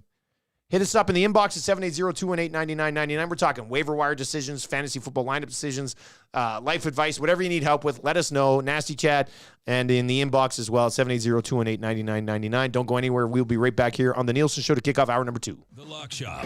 I'm a Minshew guy. I think Minshew, like at least right now in these games, actually probably makes them a little bit more competitive. Indy +8 with Minshew might be a play for yours truly. I like you riding Minshew, buddy. I back on our old show, we were huge Gardner Minshew guys. So Minshew's just steady. There's nothing spectacular about him, but he can manage teams to victories. The Lock Shop with Nielson and Hustler. Weekday mornings at 11, only on EdmontonSportsTalk.com. The Elks Call is the newest Edmonton Elks podcast, located in Edmonton, discussing everything Elks. Join friends of EST, Scout and Catherine, Friday nights at 8 on EdmontonSportsTalk.com.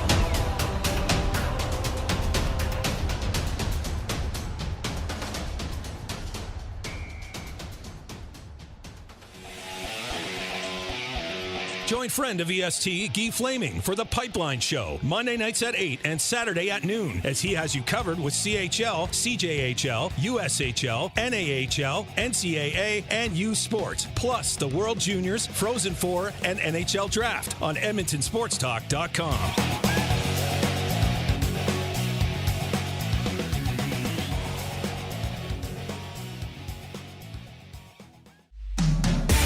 Catch up with friends of EST, Andrew, Mike, and Kayla, as they get you in the huddle with the Edmonton Elks on the Turf District.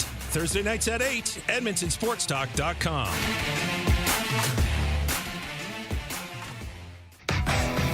Tom Gazzola and Sean Bell take you on a hot lap around the NHL with Hello Hockey, Saturday mornings at 10, only on Edmonton Sports Talk.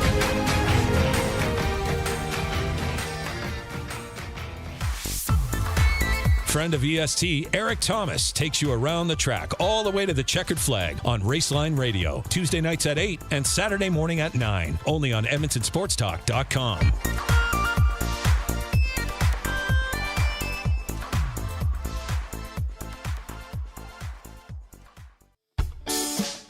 Join Murray McCourt and Curtis Stock for tips and tales from courses around Edmonton and area with the VIP Golf Show, presented by the Tailor Made Performance Center at the Ranch, Sundays at 8:30, only on EdmontonSportsTalk.com.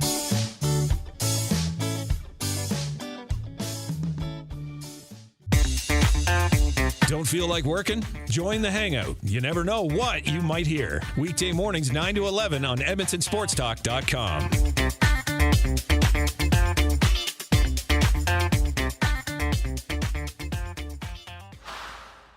Get all the latest news and takes on everything Oilers with Dustin Nielson and Tom Gazzola on the Oil Stream. Live at noon, Monday, Wednesday, and Fridays. Only on EdmontonSportsTalk.com.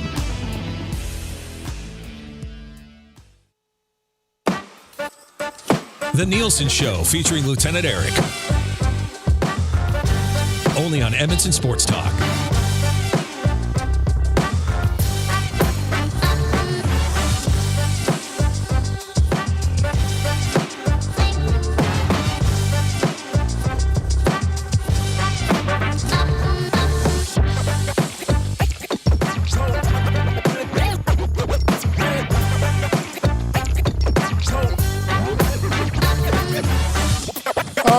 Welcome back to the Nielson Show, 7:05 on a Wednesday morning. The journey begins today for the Edmonton Oilers and ends in a Stanley Cup parade at sometime in June. You said it. I said it. You said Mark it. Nobody's. I haven't heard this. You said it. Surveyor Brett. Wow. Put it in the phone, bud. Bold of you. Nielsen predicts Stanley Cup parade in Edmonton at 7:05 on September 20th. Ooh. Yeah, but like this isn't even a homer pick anymore, though. Right? It's not. This is. A homer pick for you would be picking the Hurricanes, I guess, with the cool bet. Well, yeah, exactly. Cool bets 8-1. Hurricanes, as of yesterday. I mean, for all we know, we might have moved the line yesterday when we talked about it. Let's take a quick peek. Pat Grayware from Cool Bet's going to pop by a little bit later on today. Stanley Cup winner right now, Carolina 8-1. That's plus 800. The Edmonton Oilers plus 850, and then Colorado, New Jersey, Toronto, Vegas, Rangers, Bruins, Lightning, Stars to kind of round out the top 10. So like picking in other years when people in our market, and God love them all, but you pick the Oilers to win the Cup, like, it's an Edmonton guy picking the Oilers to win the Cup. This year, I think if you actually polled all of the hockey insiders around the world, I think the consensus, like the majority of them, would pick the Edmonton Oilers to win the Stanley Cup. Well, even if you look at the West, I mean, Colorado, they've done it. Vegas, they've done it. Like, these are teams that have been trying to go and do it, and they've done it. And who did those teams go through? Exactly. So if you're looking at a kind of a succession process here, and no offense against the Hurricanes, and of course that's the Eastern Conference, and you worry about that when you get to the final, but just a path through the West, it just seems. Now, the Kings could be a thorn, right? Yeah. But the Avalanche team, they work up and they win it. The Vegas team, they work up and they win it. So, I'm not saying these teams won't come and compete, but you know what I'm saying. There's this, you've gotten there. The Oilers still haven't gotten there. And so if you're looking at especially the West, I mean, that's the team that's really got to be motivated the most to get there this season. It's interesting aspect to look at because some of these teams that eventually gone on and won had like a monster season and then that disappointment, right? The Oilers, we've talked about, are the Edmonton Oilers going to win the President's Trophy this year? Are they going to lead the league in points? Well, there have been some teams who lead the league in points. Well, Florida, for example, a couple years ago, right? Florida had this great regular season, got to the playoffs, dud. What happened with Florida this year? Put together a little run. So are the Oilers going to be capable of, because they've had really good teams the last couple of years, that if they beat Vegas, I think the Oilers probably win the Stanley Cup last year. Yeah. I think it pretty much came down to that, which is also a positive sign heading into this year. They'll make the playoffs.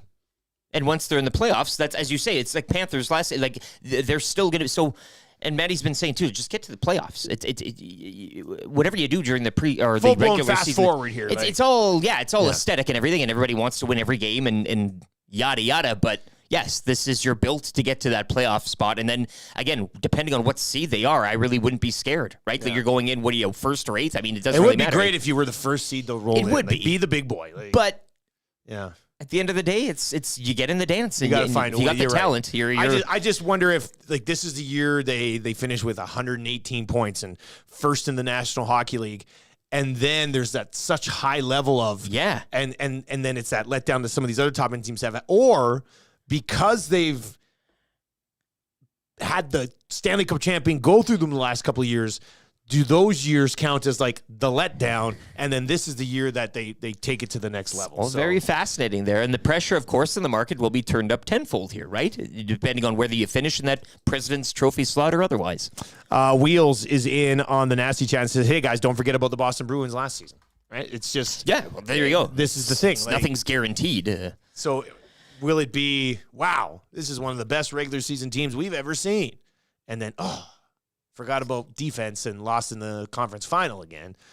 Or is it the other way around where they've already suffered these defeats, they watched what happened with Vegas last year, and it all combines together to create the perfect storm that leads to my projected Stanley Cup parade from earlier this morning? Let's see here. Megabird says, I know we talk about just one more piece, but I truly think that's where we are at right now. Mike also in the Nasty Chat says, this highway sucks. I don't know if he's driving. You shouldn't be driving and watching on YouTube. If you're driving, you just go to edmontonsportstalk.com and click listen live, and then you can just listen. So that would be wise of you, I would think. Rob is in and says, please don't let the Oilers become the 1980s Calgary Flames, always running into a team that's just a bit better than them. I don't think my heart can handle that, boys. I don't think the city can handle that, to be honest with you. And I also don't think that's the way it ends up being when you have Connor McDavid and Leon Draisaitl. It shouldn't, right? Yeah. You wouldn't. You hope that's not the case, right? When it's all said and done. 780-218-9999. And we'll continue with this conversation. Yeah, do you prefer going in as the big heavyweight, or you want to fly under the radar? But I mean, this team isn't flying under the radar of McDavid and Draisaitl. I get that, but do you know what I'm saying? Like, there's some people in the Nasty chat saying they don't want that national because then it's a bit of a. I mean, it's not real, but put the kibosh on the curse. Like, everybody picking them, all this attention. No, do that then. Like, you should be able to do it. If you didn't legitimately have the roster to back that up, yeah.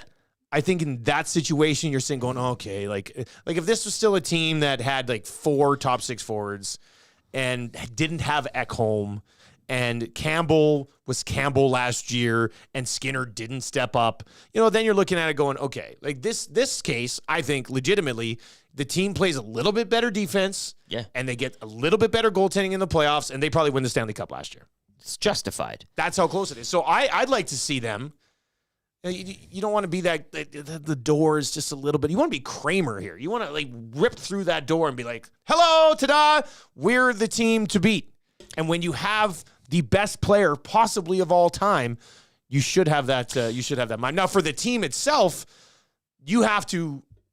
It would be interesting. And like Jay Woodcroft yesterday, when they had a little hot stove after Stoff was hosting it, Woody, Holland, and the new man on the block, Mr. Jackson. Actually, that could be a good parody song. Hey, I'm Miss Jackson, but Jeff Jackson. Oh, I was thinking Mr. Jones, Counting Crows. For real. I have to work on that. Mr. Jackson, me. There's a lot of ways we could go. We got to get a Jackson song. Yeah, let us know. 780-218-9999. Yeah. Anyway, the one thing that Woodcroft talked about, because I think Mark Connolly asked the question of, people are going to pick you guys to win the Stanley Cup. You're going to have high expectations. After the loss last year in the playoffs, you talked about how it's enough of this. Like, it's time to get it done. Woodcroft basically said he wants the team to focus day to day and on the standard that the organization wants to bring because of the history that it has and the fact that you want to deliver again. So it'll be very interesting to see how the team approaches it. Because you're good. Oh, yeah. You've got this advantage with McDavid and Draisaitl that no other team has in the National Hockey League. Can you approach it as you have to beat us every single game as opposed to trying to go in and win a game? It's they can't and won't be reading that crap, but I can understand how it drives fans squirrely. Yeah, because it puts you on like, oh, now the light's on, and you have to. And I think fans here have been, bitten so many times in the past 20 years and everything, and I think it just kind of it scares people a bit to be a little confident in it. It shouldn't affect the locker room, but from a fan's point of view, everybody kind of walking around you, sizing you up, looking at you. Like it's kind of it. I can understand why it drives the fans a little crazy in that regard. You don't want that heat, maybe. I don't know. But certainly not in the room. Somebody suggests LTIR circumvention is the path to the cup. You can have your team defense. Look, LTIR cap circumvention. That's the missing piece. I want to say, stop being that guy. But you're right. No, it's a hell of an idea. If you can somehow have someone be placed on the LTIR, take the loopholes 2 days before the trade deadline, spend $5 to $6 million on another piece, then bring back Evander Kane to start the playoffs. That would go a long way. And Mr. Gary Bettman continues to just take advantage of the loopholes. Look at all the money we're making in Southern states. It's good. Don't worry about it. Wheel says, everyone's picking the Oilers have a curse on them, but we are not the Toronto Maple Leafs who just kind of keep dreaming, right? So I don't believe in the curse because people predict. Like, that's not what it is. Garth Vader at 780-218-9999. This team's been highly touted before, been let down. If they haven't figured this out by now, they probably won't. This is it for him. This is the okay. But why view it like that? That's what I'm saying. Like, there's this mentality, right? That if they I don't want to be let down again. If they haven't figured it out by now, they probably won't. So were people saying that about Tampa when they got swept by Columbus when they were an awesome team? Oh, and if you were, we've been proven wrong. I think a lot of these times in these situations, you go, if this team doesn't have it, this is it. Not going to have it. But you have to go through these predicaments where you learn that okay, if we're going to beat a team like Vegas, we need to work a little bit harder in this area. We need to make things a little bit more difficult on Adin Hill in this area, right? This is why you have learning experiences in life in general. Look at us on this show. Like, we learn something new about how it has to be executed basically every single day. And because of that, it gets better. If we haven't figured it out by now, we're just never going to figure it out. That's not true. We're going to figure it out and make it better every single day. So why would we expect that the player who is you realize the amount of discipline and commitment that Connor McDavid has had to get to this stage in his career to be by far, undoubtedly, the best player in the National Hockey League, one of the top 3 or 4 players in the history of the entire game, depending on who you talk to. You don't think that guy is going to be focused enough to get this team over that hump? No chance. I would be stunned in Connor. And I know there's a lot of great players who didn't deliver championships along the way. Oh, it happens. Always is. It's happened in every sport. But I would be stunned if this guy doesn't get it done. Like, I'm trying to think of, like, we would put Connor McDavid in the all-time conversation for athletes and their dominance in sports. I'm trying to think from a National Hockey League perspective. Who are some of the best players that didn't win Stanley Cups?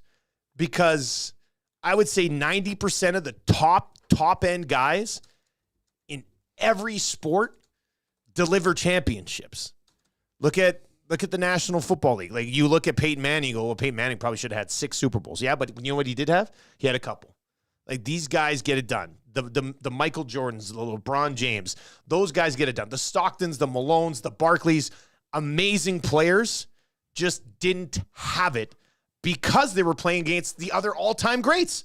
And Connor McDavid is the all-time great, which is why I think that they eventually deliver a Stanley Cup, if not more than one. And I don't think it's a homer take. I think it's just the way sports works in general. Eric Lindros. If he would have stayed healthy his entire career, he would have had a Stanley Cup. I for sure. The doc says Jerome McGinley.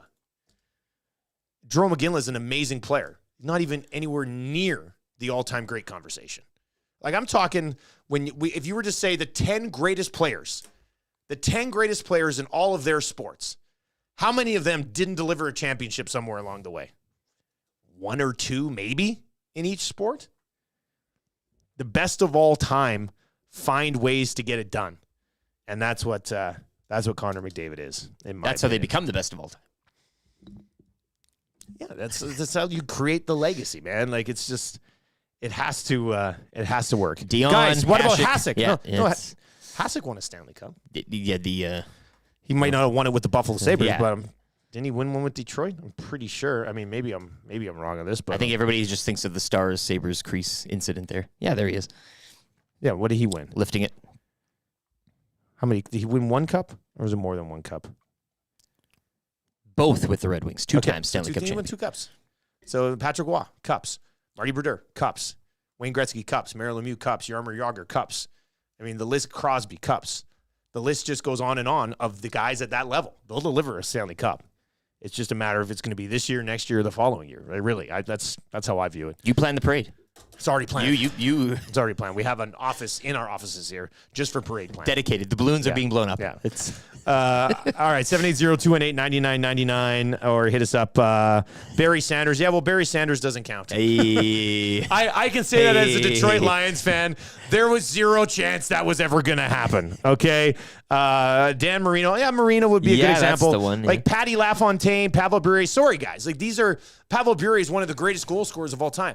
And Pat LaFontaine was unbelievable. Pat LaFontaine's not an all-time top 10 NHL player, top 15 NHL player. He's not. Pavel Bure is not a top 10, top 15 all-time. And goal scoring, sure.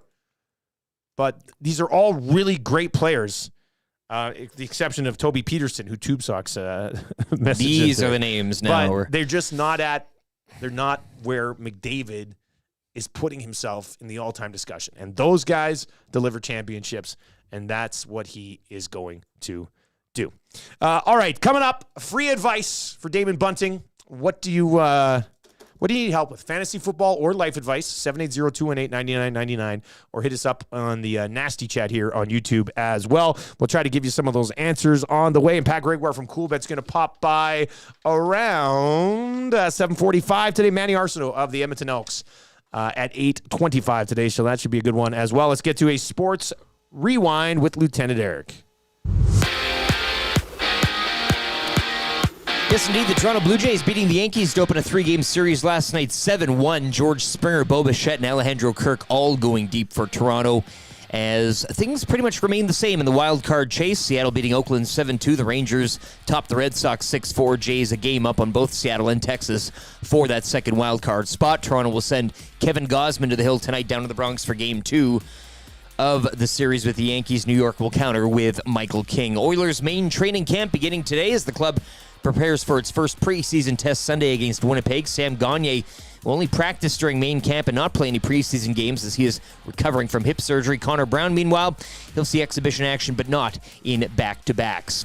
Match day 1 in the UEFA Champions League group stage continues this morning and this afternoon with 8 more matches, including Alphonso Davies and Bayern Munich at home to Manchester United. Kickoff 1 o'clock this afternoon. This Sports Rewind brought to you by Universal Rewind, industrial electric motor sales and service, servicing many industries we rely on daily, from agriculture and aggregates to food processing and industrial manufacturing. Choose expertise, experience, quality. Choose Universal Rewind. 2 guys and a goalie. Babcock's gone. The Blue Jackets had an availability. They made a major mistake. Cash, your thoughts on how this looks on that organization? Out of all the hires, this is the one that we felt was going to make us the best. Quite clearly, it was not. It's just a weird kind of thing to do, to ask someone to look at their phone and the pictures on their phone. If you think by seeing a photo you're going to learn a lot about a person, then follow them on social media. I'm sure if Mike Babcock requested to follow a few members of his Columbus Blue Jackets, what he did was wrong. He hasn't changed a bit. 2 guys and a goalie with Gagner, Cassian, and Nielson. Tuesday and Thursdays at noon. Only on Edmonton Sports Talk. Get to know the winners, props, plays, parlays, and more with Nielson and Hustler. Weekday mornings at 11 on The Lock Shop. Only on EdmontonSportsTalk.com.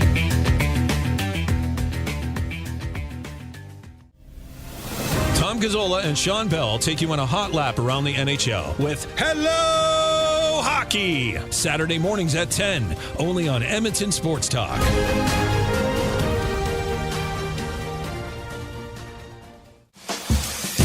Catch up with friends of EST, Andrew, Mike, and Kayla, as they get you in the huddle with the Edmonton Elks on the Turf District. Thursday nights at 8, EdmontonSportsTalk.com.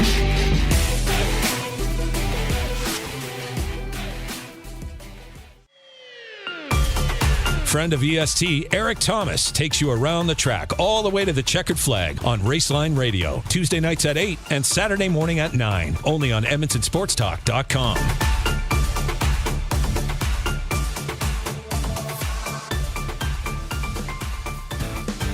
Join friend of EST, Guy Flaming, for the Pipeline Show, Monday nights at 8 and Saturday at noon, as he has you covered with CHL, CJHL, USHL, NAHL, NCAA, and U Sports, plus the World Juniors, Frozen Four, and NHL Draft on EdmontonSportsTalk.com.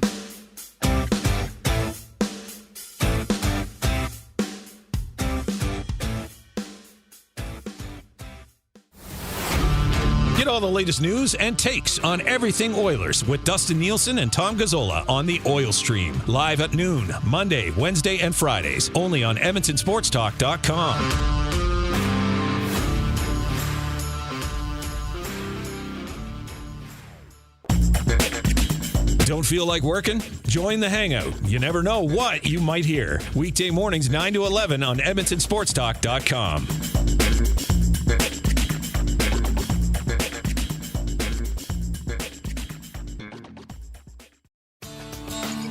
Join Murray McCourt and Curtis Stock for tips and tales from courses around Edmonton and area with the VIP Golf Show, presented by the Tailor Made Performance Center at the Ranch. Sundays at 8:30, only on EdmontonSportsTalk.com.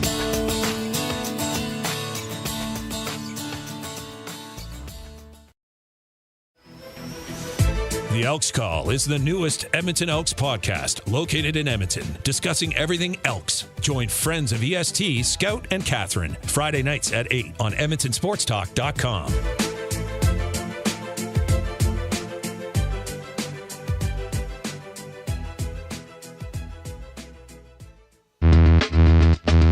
The Nielson Show featuring Lieutenant Eric. Only on Edmonton Sports Talk.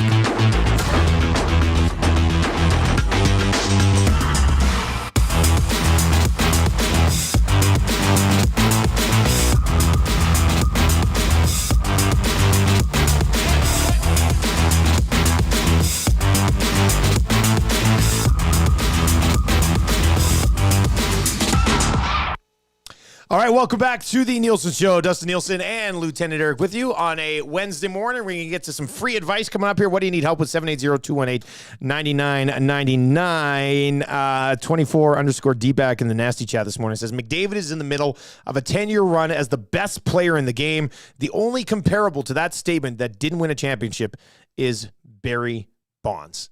And, if he would have done a little bit more of the juice, he might have got himself one as well. So, maybe a little more sleep. Yeah. It would have been assisting in this. Should have done the Kikuchi sleep Only thing. 10 hours a night for him. And that would have been really good. All right, free advice. What do you need help with? 780-218-9999. Brought to you by Damon Bunting, a consistent top-producing realtor in the greater Edmonton and area and among Western Canadian RE/MAX realtors as well. His team would like to help you find that right home for your family. Community-driven. He understands what it takes to make a difference in our city. And, hey, you can check it out. DamonBunting.com would be the website where you want to start this process, or you can find him on Instagram at Damon Bunting Real Estate. But DamonBunting.com is a website. He reached out last week and said he got a lot of good reaction to the slumlord bit, which was really nice. Last week, Damon Bunting signed 3 new people who want to be slumlords.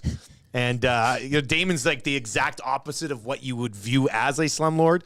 But because he knows how to, to do it one way, he can certainly help you do it the other way. It's a well-rounded game there he's running in. So if you want to become a slumlord, DamonBunting.com. And if you're looking for advice on buying or selling your home, DamonBunting.com. He'll help you out there as well. Hey, Dusty, I've lost both Barkley and Montgomery to injuries. Would you trade T. Higgins in a second rounder for Travis Etienne? No, I would not, because Etienne, like every other running back in the history of the NFL, will probably get hurt at some point. So I'd probably hang on to T. Higgins, especially after week 2. If you want to move like a mid-round pick to try or spend a bunch of fab on the waiver wire or something, it's just so tough to commit to running backs, man. Like, they just get hurt all the time. Well, now that they have that alliance where they're feigning injuries, right? I mean, that's the whole, right? Like that Chubb thing was totally fake. They're all kind of... What is AI? Yeah. AI injury, guys. Would you trade Dak Prescott for Deshaun Watson in fantasy? No, I would not. Deshaun Watson scares me very much. Yeah, it rubs you the wrong way. I'm a Deshaun Watson owner in a few leagues thinking like, oh, he's going to be the player that he was. And now I'm thinking he's not going to be the player that he was. Well, if he continues to have parties and stuff like that every time, if there's one guy that needs to go on the Kikuchi sleep plan, it's probably Deshaun Watson. This guy needs to get some sleep and just to stay away Stop from it. partying.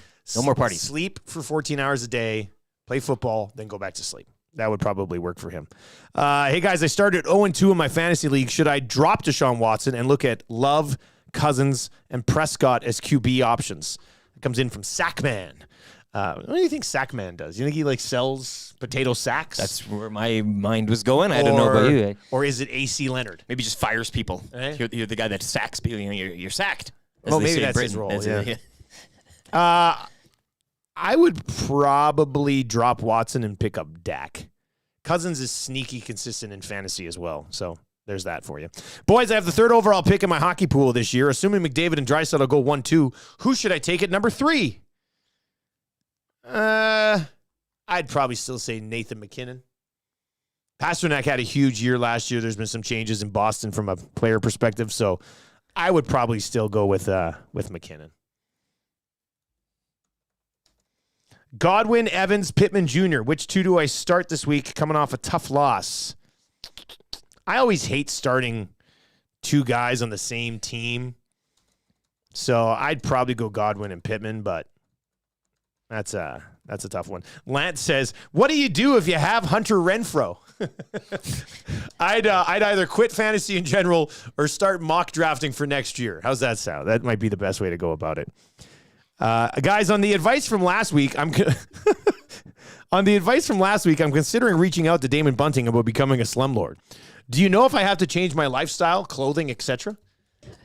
You do you, right? I don't know. I don't know if there's a dress code necessarily, but Damon seems like a pretty casual guy. Hey, like Damon's business casual, like business casual, but business casual. Like you're not like Damon's one of the better realtors in the city, though. I mean, but I think when you're doing that, you're not like so uptight. You got to have a bit of like a. Well, we don't view him as a slumlord. He's the one who helps people become one, right? So, I don't know. I feel like if I was a slumlord, I would probably wear Adidas track pants.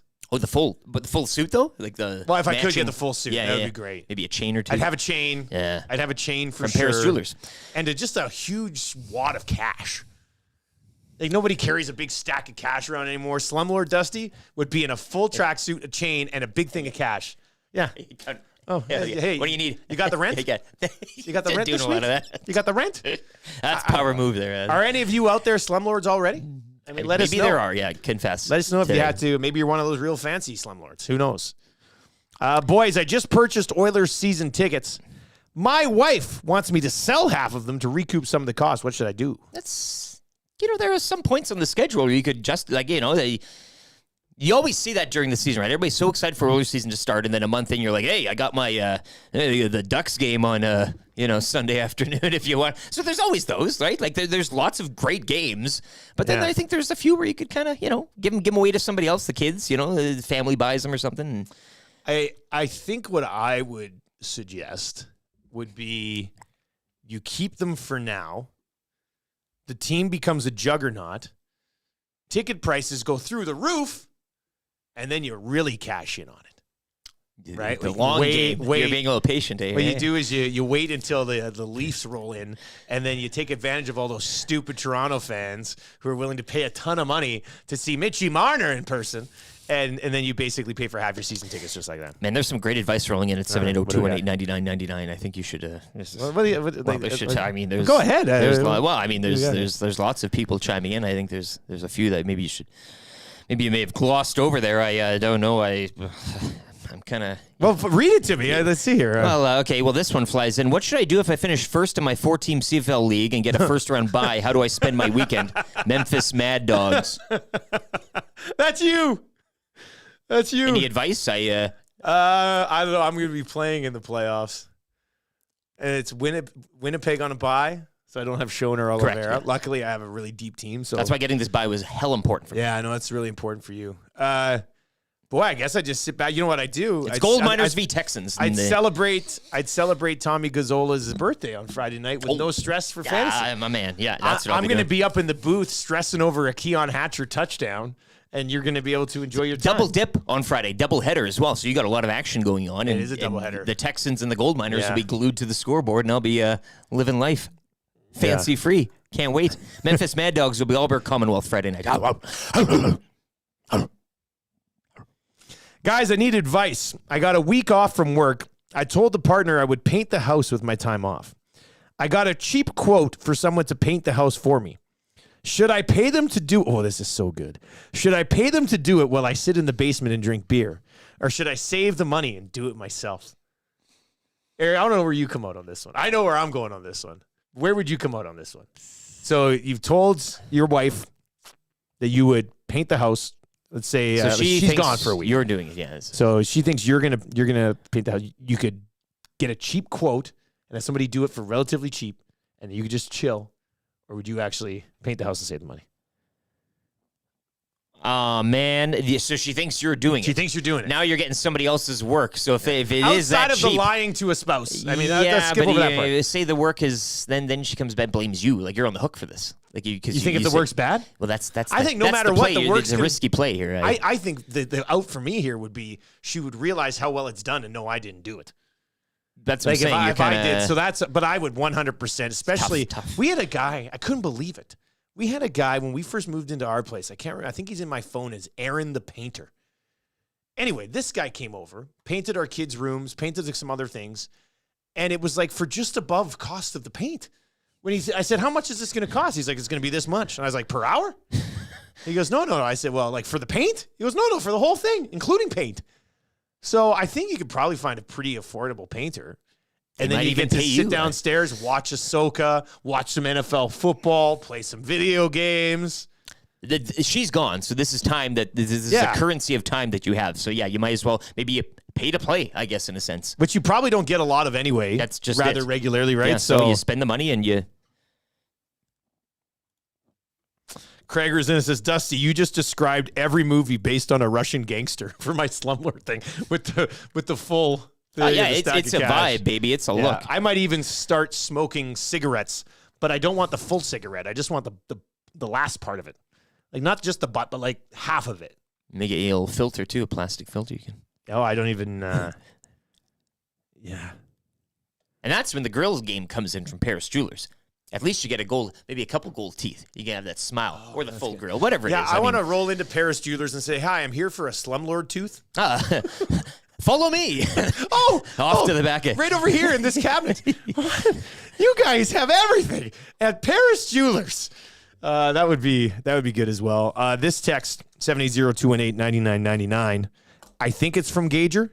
Part of it disturbs me because it's the only text we've got from this number. I'd hope it's from Gagner. So how has Gagner only texted us once so far? Gagner, come on now. But it says, Joaquin's Wiener will be available this Friday. Concession location to follow. And then there's a GIF of a guy that looks like Gagner in cartoon form laying inside a hot dog bun. He's kind of the wiener. Basically being the wiener. Now, isn't he always at 7? Why would this be changing? I thought he was always 7. I thought he was always 7. 7. Well, that's interesting. Yeah. Okay. Location to follow. All right, so we'll get that out there to everybody. Dusty Slumlord is just John Malkovich from Rounders. Yeah, Teddy KGB definitely. He could have been. You had that in your mind. He kind of was a slumlord of poker, right? So, yeah. This guy says, "Do it." I know someone. That's probably from somebody. Who's this? MG in their YouTube name, and then it's in brackets. It says, "Here for tea biscuit." What's that about? That's Neil wants Aaron the Painter's phone number here, so we're kind of connecting. Okay, yeah, we're gonna. This is what happens. This is why advertising works. All of a sudden, Aaron the Painter. I don't even know if he's painting anymore. He's back in business. He's back in business. And hey, if you want to do some business with this guy, Damon Bunting, sponsor of Free Advice. If you're looking for advice on selling your home, buying a home, or yes, becoming a slumlord, go to the best. That's your guy. Go to the best. Nobody's better at all of those than Damon Bunting. DamonBunting.com, or find him on Instagram at Damon Bunting Real Estate. What's our Instagram account? Edmonton Sports Talk. At YEG Sports Talk. Oh, is it at YEG Sports Talk? I thought that was just the Twitter account. That could be the Twitter. It could be actually. It's either or. Let me find that. Let's get to the bottom of this. I know right we're posting now. a bunch of stuff on right Instagram, now, but I don't even know the Edmonton Sports Talk on Instagram at Edmonton Sports Talk. EDMONTON Sports Talk at Edmonton Sports Talk on Instagram. We don't call it. It's not a sub there, right? Is it just a follow? Just like, follow, like. Click on the account. Whatever you do on Instagram, do it. Yeah, at Edmonton Sports Talk. Perfect. There we go. We are off and running. All right. Coming up next, once again, thanks to Damon for sponsoring Free Advice. We're going to have an update coming up. Pat Gregoire is going to pop by from CoolBet, and we'll get his thoughts on the Edmonton Oilers not being the Stanley Cup favorite, but being pretty close to the Stanley Cup favorite. And why is Carolina the Stanley Cup favorite right now?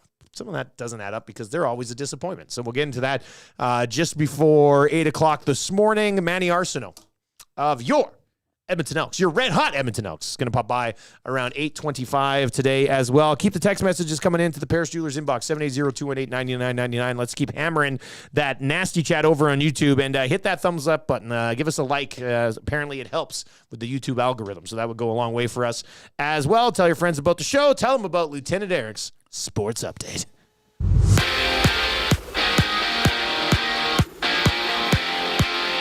The Maple Leafs are speaking to media. Camp opens. It's breaking news. It's all happening here. Stop right there. The Leafs are talking to the media today. Unbelievable. They're speaking. Yeah. Hockey's back. Oilers main camp also beginning today. The club preparing for its first preseason test. It'll be Sunday against the Winnipeg Jets. A few notes heading into camp. Sam Gagner will only practice during camp. He won't play any preseason games as he recovers from double hip surgery. Connor Brown, meanwhile, will see exhibition action, but not any back-to-backs. George Springer, Bo Bichette, and Alejandro Kirk all went deep last night as the Jays knock off the Yankees 7-1 to crack open a 3-game set. Elsewhere, Seattle beat Oakland 7-2. The Rangers topping Boston 6-4.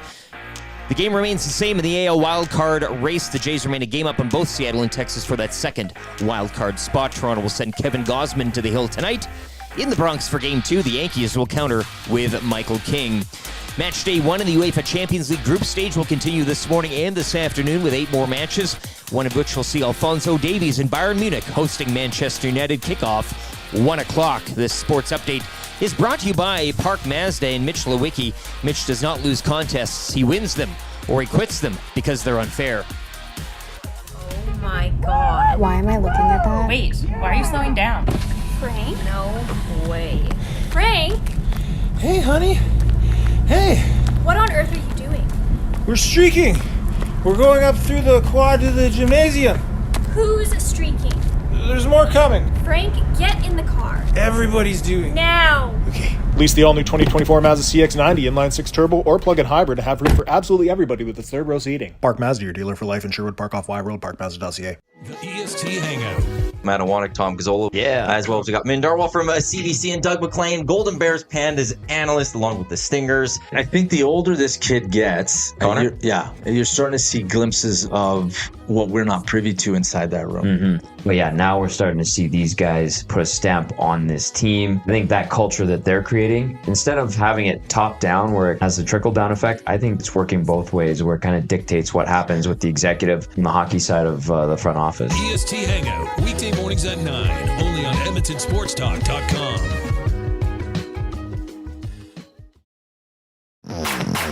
Tom Gazzola and Sean Bell take you on a hot lap around the NHL with Hello Hockey, Saturday mornings at 10, only on Edmonton Sports Talk.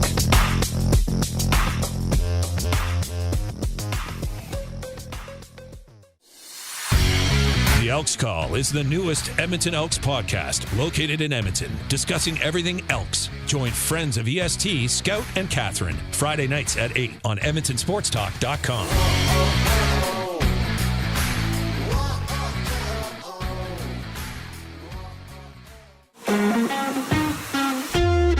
Join friend of EST, Guy Flaming, for The Pipeline Show, Monday nights at 8 and Saturday at noon, as he has you covered with CHL, CJHL, USHL, NAHL, NCAA, and U Sports, plus the World Juniors, Frozen Four, and NHL Draft on EdmontonSportsTalk.com.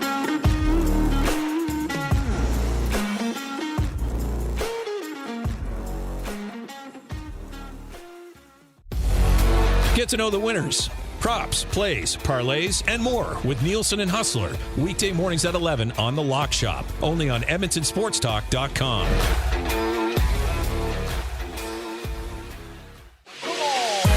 Catch up with friends of EST, Andrew, Mike, and Kayla, as they get you in the huddle with the Edmonton Elks on the Turf District. Thursday nights at 8, EdmontonSportsTalk.com.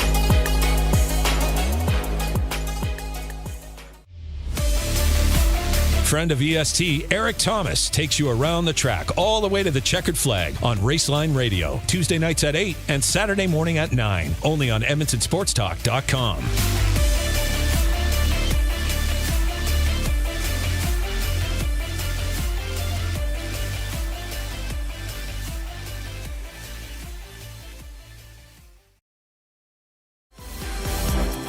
Join Murray McCourt and Curtis Stock for tips and tales from courses around Edmonton and area with the VIP Golf Show, presented by the Tailor Made Performance Center at the Ranch, Sundays at 8:30, only on EdmontonSportsTalk.com.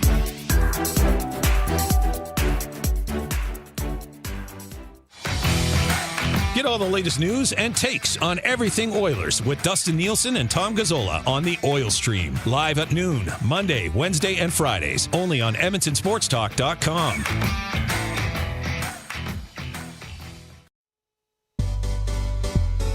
The Nielson Show featuring Lieutenant Eric. Only on Edmonton Sports Talk.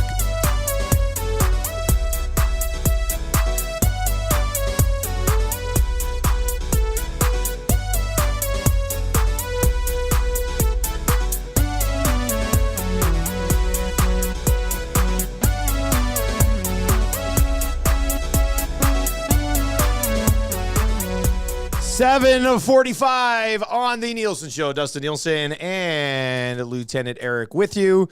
You can text us anytime, 780-218-9999, or you can get in on the Nasty Chat on YouTube as well. And when you're there, hammer that thumbs up. Give us a like over there as well. Oh, we're at 69 right now. Who wants to say it?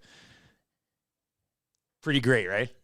Pretty great. 69 likes already. So, awesome. Yeah. Yeah, that's pretty sweet. So thank you very much for that. Somebody else hammer that. Let's keep that rolling. We got 3 questions too many, kind of easy trivia coming up here as well. We're going to get to a cool bet hotline of the day at the end of this segment. The boys have been red hot with soccer, 1-for-1 yesterday, so that was nice.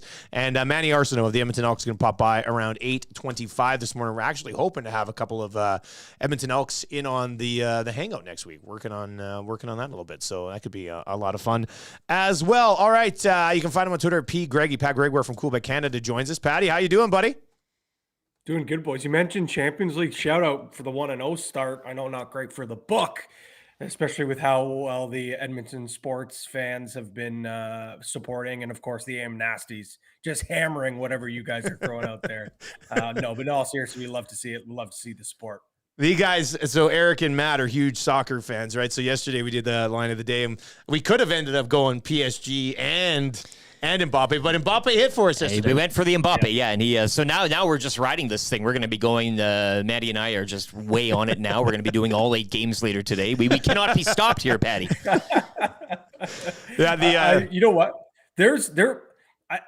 I'll be honest. Totally the most casual soccer fan when it comes. I know I've got my bit Patty on the pitch on Twitter, but I love betting on soccer, especially for Champions League. Middle of the week, middle of the day. There's nothing that gets the bloods juicing around 3:00 Eastern. You turn on a game, and now you got to sweat. Especially with soccer, it's so low scoring. And these Champions League games always seem to just come right down to the wire when it comes to betting purposes on whether you're betting the spread, the 3-way money line, whatever it is. It's a really fun sport to bet. What's Patty on the pitch? Please explain. So I've been giving out some picks over the last couple of years, and I deem it Patty on the pitch because I know so much when it comes to football. So that's what we do. I went on a heater, I think it was during COVID when the Bundesliga, that was the only thing that was going on. So that was my bit. I was Patty on the pitch. I was giving out winners. I think I won 3 or 4 bets in a row, and I legitimately thought I was a soccer pundit. When it comes to betting on soccer, and we'll get to a couple other things obviously here as well, but just quickly on soccer, when it gets to Champions League, do you see an uptick in soccer betting as opposed to just regular league play, or is it pretty much soccer betting, and it's usually the same sort of numbers? Well, when it comes to Canada, EPL is the biggest outside of the major events, Euros, Copa America, World Cup. But EPL every Saturday, we always see a lot of action come in. But Champions League definitely garners a lot of attention. Maybe not so much during the early stages like we're seeing here. It is really hard to pick a side when there are such heavy favorites. But props, you see a lot come through. But I would honestly for Coolbet as a whole, because we're not just based in Canada, we're all over the world. Champions League is a huge event for us at Coolbet. So I guess you could say a little bit of an uptick when you compare all the leagues across soccer. But I would say overall, consistently, EPL is probably our biggest product outside of the big major events. Pat Gregoire with us. You can see that if you're watching on YouTube. If you're listening to the live stream right now, he's with Coolbet Canada, one of the major sponsors of Edmonton Sports Talk. You talked about how the AM Nasties kind of crushing things a little bit. The Bouchard line opened at 44.5. We smashed it. It was moved to 52.5 before the lock shop even started later that day. I think it's at 54.5 right now. Oilers fans are loving this guy, aren't they? As they should. I mean, I'm not even an Oilers fan, and I was very profitable betting him whether to score. Last year, right? Yeah. Last year, right? Like power play points, for him to score, for him to register a point. Like, for whatever reason, the books across the industry, not just Coolbet, his point prop was just far, far too low to begin. And finally, the market started to catch up. And then finally, you were seeing over 1.5 kind of be a little more palpable. So I still continue to ride that. I think he's going to have an even better season this year. So I don't blame the AM Nasties for hammering it. And I wouldn't be surprised if people double down on, because I think this number probably should be higher than what it is right now. Yeah, I'll probably get on it again at this number too. I think eventually it settles in somewhere around 60 by the time the season starts. Now, for the longest time this offseason over at Coolbet, you could bet on the Stanley Cup winner, and it was Colorado for a long time. Now it's Carolina, just ahead of the Edmonton Oilers at plus 800. Patty, where do you come out on the Hurricanes? They just seem like I know I've labeled them. I don't know if it's on Two Guys and a Goalie or just around here. They're kind of like San Jose Sharks East. You know, like they look like a really good team. Then it's not even like they disappoint you anymore, because you expect to be disappointed in the playoffs, right? So I do find it somewhat interesting that they are the 8-1 Stanley Cup favorite right now. Yeah, I heard you guys talking about that on the Lock Shop. And full disclosure, as a country manager, I probably should have my eyes on that, but it really alarmed me. And I looked and I checked, and 8-1 for the Hurricanes to win. I'll hand up. I'm one person that at one point did believe in this Hurricanes team for a couple of seasons in a row. And then last year I said, listen, I'm not buying in anymore. I just don't see it. You nailed it. This is San Jose of the East. You look at this team on paper, you think, how can this team not be successful? Oh, well, maybe they don't play playoff style of hockey. Well, look at their back end. Look at the way that they play. This is a team that should have success, and maybe it's uncertainty in between the pipes that is ultimately what's plagued this team. But for them to be the odds-on favorite, I was really surprised. So I checked across the industry. You could check a bunch of, we don't advise you to check other books. Yeah. Right? Continue to bet with cool. But if you look across, it's pretty well Carolina to win this thing as the odds-on favorite. So it's not that, we just received a ton of money coming in on the Hurricanes. In fact, again, the AM Nasties doing great work. About 26% of the bets for Stanley Cup winners are on the Oilers. So that just goes to show you that a lot of our action is coming in on the Oilers, and that's still not allowing them to overtake the Hurricanes. So obviously Vegas, not just our odds makers, but odds makers across the industry really think that maybe this is the year that the Hurricanes can get over the hump and win the Stanley Cup. I don't believe it. I would much rather put my money on the Oilers at plus 850. Yeah, 100%. I even really like Colorado at 10-1, or maybe even Vegas running it back at 12-1. Yeah, I know. Can they replicate what they had in between the pipes? That's ultimately what it seems like over the past few years. What comes down to a Stanley Cup winner is, do you have the goaltending? But at 8-1 on the Hurricanes, I'm not touching that with a 10-foot pole. Let's flip over to baseball. Blue Jays get another win last night. Did you see this Kikuchi sleep story here? How does this guy get 13 to 14 hours of sleep on a regular basis, man? I don't get it. I didn't hear about this until I turned on the show this morning. You guys were talking about it. Now, is this only for when he starts, or is it every single day? Because, good question. It was 11 to 1, though. That was kind of the. Yeah, they said he basically sleeps from 11 at night to 1 o'clock. That's insane. Yeah. Is he a 14-year-old kid? That makes well, he's a growing boy. You know what I mean? It's when your muscles are I don't know. I heard you guys talking about it. It's baseball players, I know it's such a long season, but especially pitchers, they're creatures of habits. They want to get up. They probably have a lift. They have a stretch that they've got to go to. They probably have physiotherapy. They got to get to the ballpark in time to, if they got a bullpen session or whatever it may. This truly makes no sense to me. I'll say this. I always thought a middle reliever was the best job in the world. I'm starting to think Kikuchi's job is the best job in the world. All you do is sleep and throw balls. Yeah, once every 5 days. Like you have to work once every 5 days, and you just sleep the rest of the time. I imagine it like in Major League when Willie Mays Hayes' bed is placed out, and everyone comes runs in his pajamas. Like that's how I imagine Kikuchi rolling into practice for the Toronto Blue Jays or on a game day. It's insane. With that being said, I mean all three teams in that wild card race win last night. Where are you seeing a confidence level at the book right now on the Jays? Are people kind of fading the Jays right now, or are they still fully on board because of the Toronto Blue Jays? It's a little bit of both, to be quite honest. We've seen a little steam come off the Blue Jays, and I mean you can even feel it here around in Toronto. Like there isn't quite the buzz that should be going on right now for a team in a playoff hunt. But do you blame the people here? Look at what's transpired over the past couple of weeks.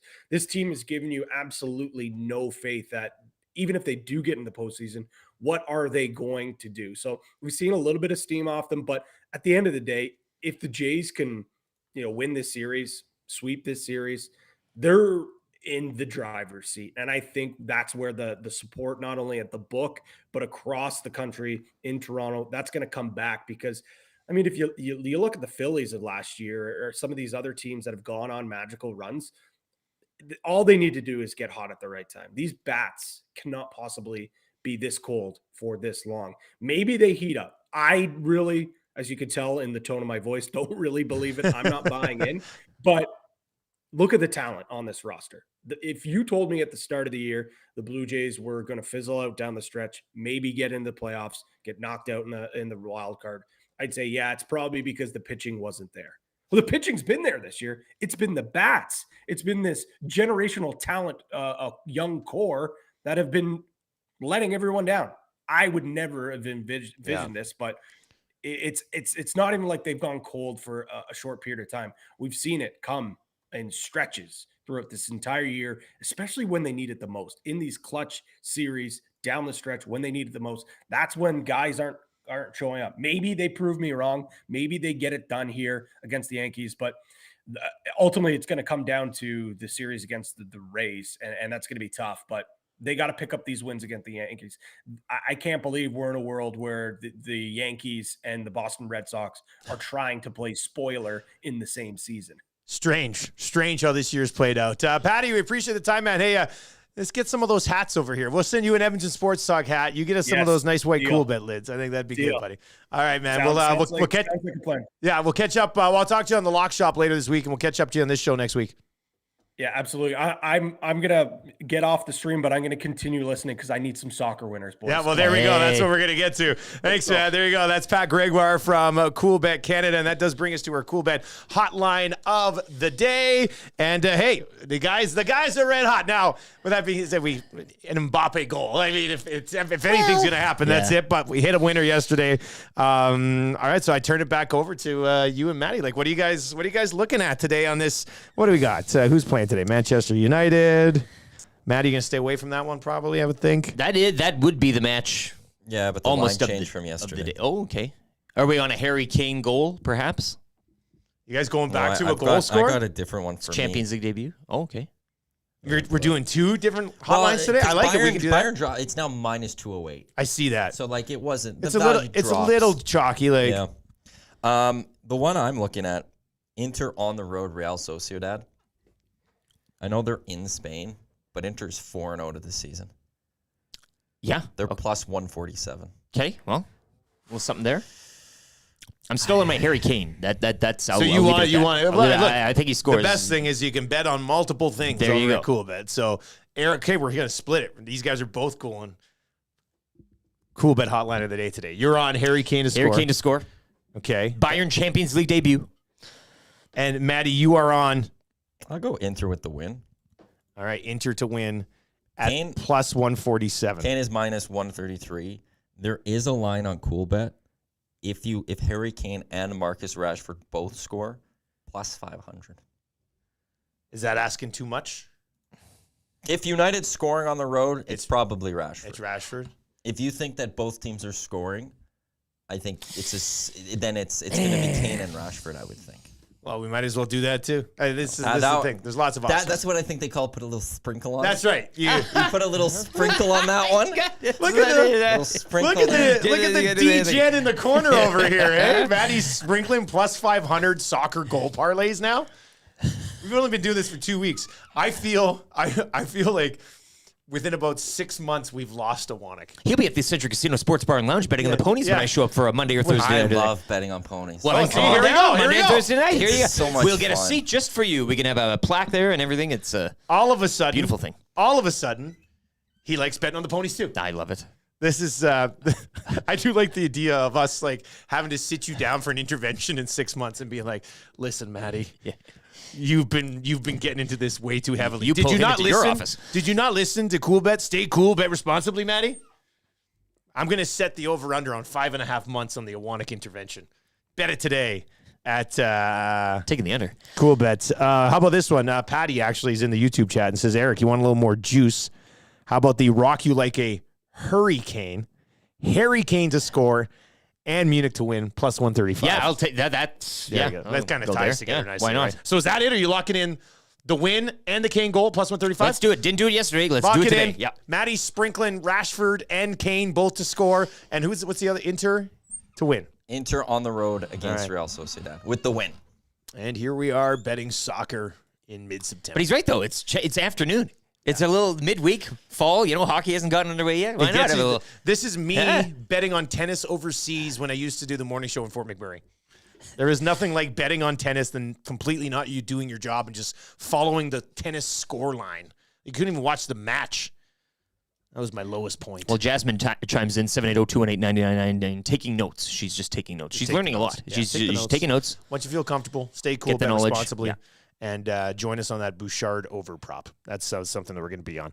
All right, we need somebody to play Kind of Easy Trivia right now. If you want to play, you don't call us. We call you. You text us, 780-218-9999, 780-218-9999. And just text in and say, hey, I want to play. I want that Mr. Mike's. Maddie will pick somebody. You'll play Kind of Easy Trivia. If you have any questions for 3 questions too many, we're talking Oilers camp. We're talking Edmonton Elks. We're talking non-sports questions. Whatever you got, hit us up in the nasty chat with those questions or at 780-218-9999. We'll get to that as well. And the Manny Show. Manny Arsenault is going to pop by around 8:25 today. We'll set up a huge game on Friday here between the red-hot Edmonton Elks and the bouncing along BC Lions. So we will set that up coming up here in hour number 3 on the Nielsen Show. Don't go anywhere. The Lock Shop.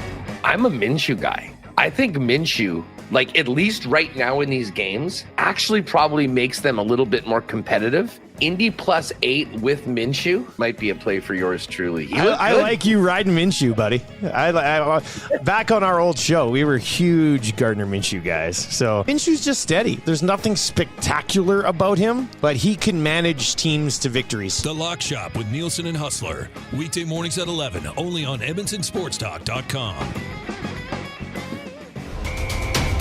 The Elks Call is the newest Edmonton Elks podcast located in Edmonton, discussing everything Elks. Join friends of EST, Scout and Catherine, Friday nights at 8 on EdmontonSportsTalk.com.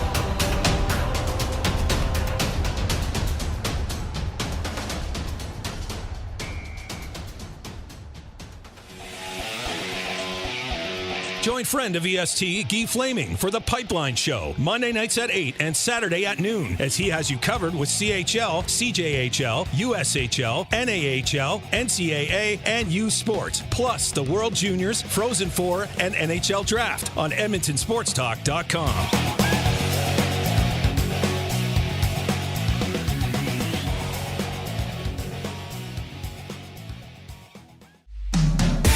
Catch up with friends of EST, Andrew, Mike, and Kayla, as they get you in the huddle with the Edmonton Elks on the Turf District. Thursday nights at 8, EdmontonSportsTalk.com.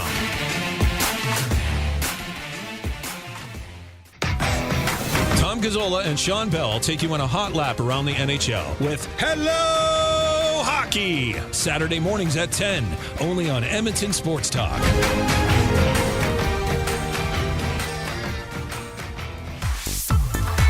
Friend of EST, Eric Thomas, takes you around the track all the way to the checkered flag on Raceline Radio, Tuesday nights at 8 and Saturday morning at 9, only on EdmontonSportsTalk.com.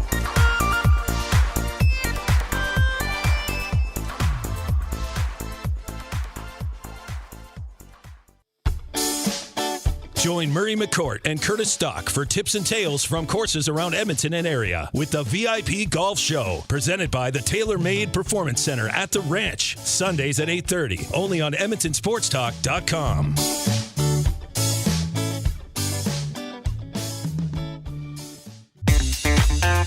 Don't feel like working? Join the Hangout. You never know what you might hear. Weekday mornings 9 to 11 on EdmontonSportsTalk.com.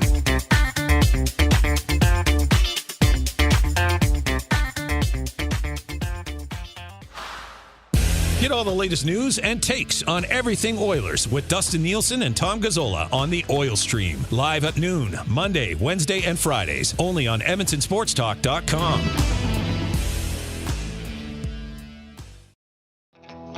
The Nielson Show featuring Lieutenant Eric.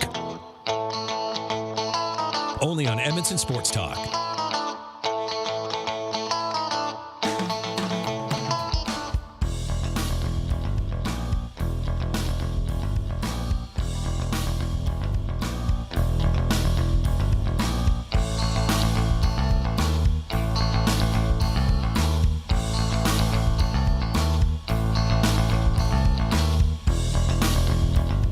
All right, welcome back to the Nielsen Show. Dustin Nielsen and Lieutenant Eric. We were letting that bass line go for a run there. Very smooth. Go for a run, I think. Manny Arsenault coming up. He's going to pop by around 8:25 today. The wrap for William Huff at 8:45, and then the hangout with Matthew Iwanek today at 9 o'clock. Tyrell Spitzer from Silent Ice and Sean Bell are going to be in today, and I'm going to be joining the boys because Tommy is at Oilers camp, which is firing up today as well. Oilers Hall of Fame adding Charlie Huddy and Doug Waite this year. I was going to say, hit the breaking news. It's congratulations. Yes. Congratulations to those guys. So that'll be awesome. That should be a great event, adding those two guys to the new way to honor former Edmonton Oilers. You can text us anytime, 780-218-9999. And, of course, you can hit us up in the Nasty Chat as well. Nasty Chat cruising along today. Tell your friends about our YouTube channel as we continue to grow that bad boy and be the home now and in the future for Edmonton sports. We're in the Popeyes Louisiana Kitchen Studios where you can get sweet and spicy wings. You can't get them here. Wouldn't it be something though if we had like a drive-through here as well?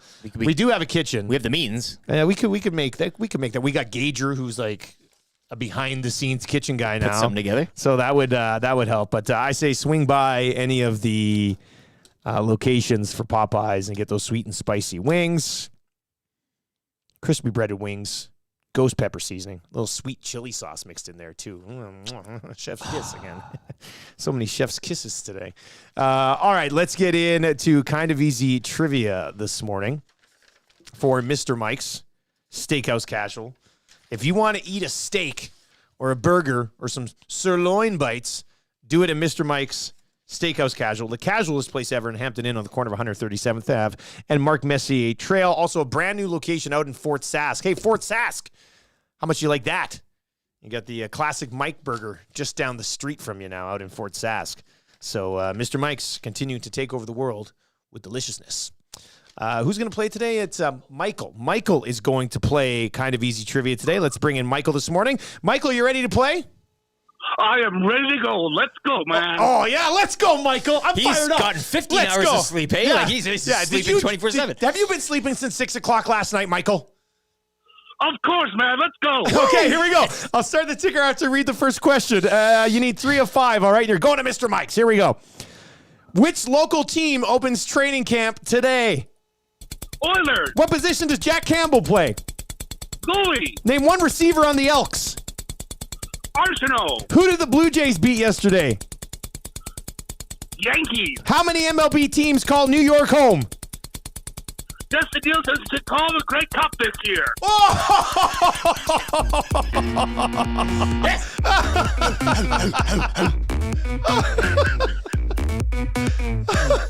My name is Julius, and I'm your twin brother. I've been looking forward to this moment my whole life. Excuse me, but I was just taking a shower. Tell me a little bit about Vincent. Was he a great athlete? Was he interested in chess and poetry? My name is Julius. My name is Julius. My name is Julius. You cannot come to my house. No, not today. You cannot come to my house. No, not today. Hey, can we get Michael on Kind of Easy Trivia every single day? I like Michael playing, but then rewarding the gift certificates to other people. That guy brought the heat today. That brought our energy level up, and our energy level's usually pretty high. He brought the heat. He got it all, including the CFL, which sometimes can. And then he dismounted with giving you the Grey Cup call, which isn't happening, which is okay for now. But man, that was nice to hear. That's great. 10 out of 10. What a performance! He just seems jolly. Like Michael just seems like a jolly guy. And when you try to get him down, no, not today. Like he won't take it. He won't take the bait. Love the energy. I am very jealous of Mr. Mike's right now, knowing that Michael's going to go hang out there. Yeah, Michael, Mr. Mike's. Yeah. It's a match made in heaven there. Look after him. Look after him, Mr. Mike's. Maybe he's the new mascot for Mr. Mike's. It's Michael. Yeah. 97 Octane Hockey says, I nominate Michael for the beauty list. He seems to bring that type of vibe, doesn't he? Strong performance there. Yeah. And Chris. I like to imagine the guy who's on the nasty chat as Christopher Morris actually being Chris Morris, the head coach of the Golden Bears. Every time I see a message come in, I'm like, oh, Chris Morris. He says, get Michael on the hangout. Oh, man, can you imagine 2 hours of Michael? That'd be a route. That would be a lot. Just I think him, that'd be a pretty good time. We wouldn't need anybody else. Nobody it's else. Just him, yeah. Him in 3 chairs. Yeah. Michael between 3 chairs. And this is awesome. Wow. I'm so happy to be here right now. Michael, you're the best, dude. Don't ever change. People must love you. People must love you. Unless they hang around you all the time. And then maybe it gets to be a little too much. Here we go. Traffic update. TV Burkle in YYC. It's a Calgary traffic update. Southbound Deerfoot sucks today. Okay, he got you. Just a heads up, if you're leaving home and driving to Calgary today, southbound Deerfoot sucks. This is why I always take the ring road when I go around Calgary. Deerfoot always sucks. There's the odd YYC that shows up. Yeah. We might be providing some sort of. Hey, with that being said, if there's like 1 or 2 of you that kind of want to become like Edmonton traffic reporter and just text us in updates on the roads. I mean, for the most part, it's pretty basic. We know what's going on out there. But the hat is hanging here waiting to be worn. I guess. Like you have a chance. No, not but our new Edmonton Sports Talk hats. Yeah. But if you want to be traffic person, go right ahead, right? Like we're not. The general routes look to be as you would expect. You know, there's the spots on the Henday. Look at this. Look at this on the spot. I love it. I just pulled it up. Like Henday, just off of what is this Twilliger Road Drive going west. It's of course it's all always red a on mess. Google Maps. It's right? always a mess, right? So that's a mess. So like I'm not seeing anything right now. Looking at this, that would be like, oh well, look at this. That's crazy right now. But you could always text us 780-218-9999. It's a beautiful day out there. What an update! This is a the read. best. This is the best traffic update we've had on the new platform. Also, shout out to Pauline Higgins. Oh yeah, we miss you. I think she's stuck doing traffic on that station nobody listens to. Yellowhead looks quite clear actually right now. Yellowhead's clear? Looks like for what like Yellowhead's clear. Not, like, All right. It's not that crazy. Just based off the Google Maps images. All right, that's good. That's real nice. Redbeard says Deerfoot does suck. I'm stuck in it right now. See, he was leaving earlier, right? So listen, let's just avoid the Deerfoot today. Okay. Nice work, Maddie. Good job coming in hot like that. That was real nice. Big Maple Sports says we need Pauline Higgins back pronto. We wanted to look into that. She did too. Yeah, we wanted to look into like that. she was all for it as well. But business make sometimes that work. And stuff. 33_EH says traffic in Burnaby quiet so far. Good to know. It's good. I like our show becoming traffic for all of Western Canada. Syndication. Let's is what be you're talking. honest. Yeah, we can get it. Other sports stations are going to eventually die off. I mean, it's just how it works. It's just happening. Traffic's only getting bigger. Those people who used to work in the morning are now driving to another job in the morning, which means the roads are even more cluttered. Like that's the action you want to be in on, right? Yeah. That traffic game. You want a piece of that pie. Guys, Southeast Henday is the new Deerfoot South. Things are heating up. Guys, I love the show. I used to work with Pinter. I flew the Global Chopper almost 4 years doing traffic. I could do an uncensored report if you want. Still love the show. Gold medal mark. Now, you flew the Global Chopper or you were in the chopper? sounds like he's a pilot. Sounds like he's a pilot of the chopper. Our helicopter, yeah, they're still called pilots. I just wonder if it's a different thing. Chopper pilot, maybe? Yeah. Anyway. Different learning. That's good. I like that.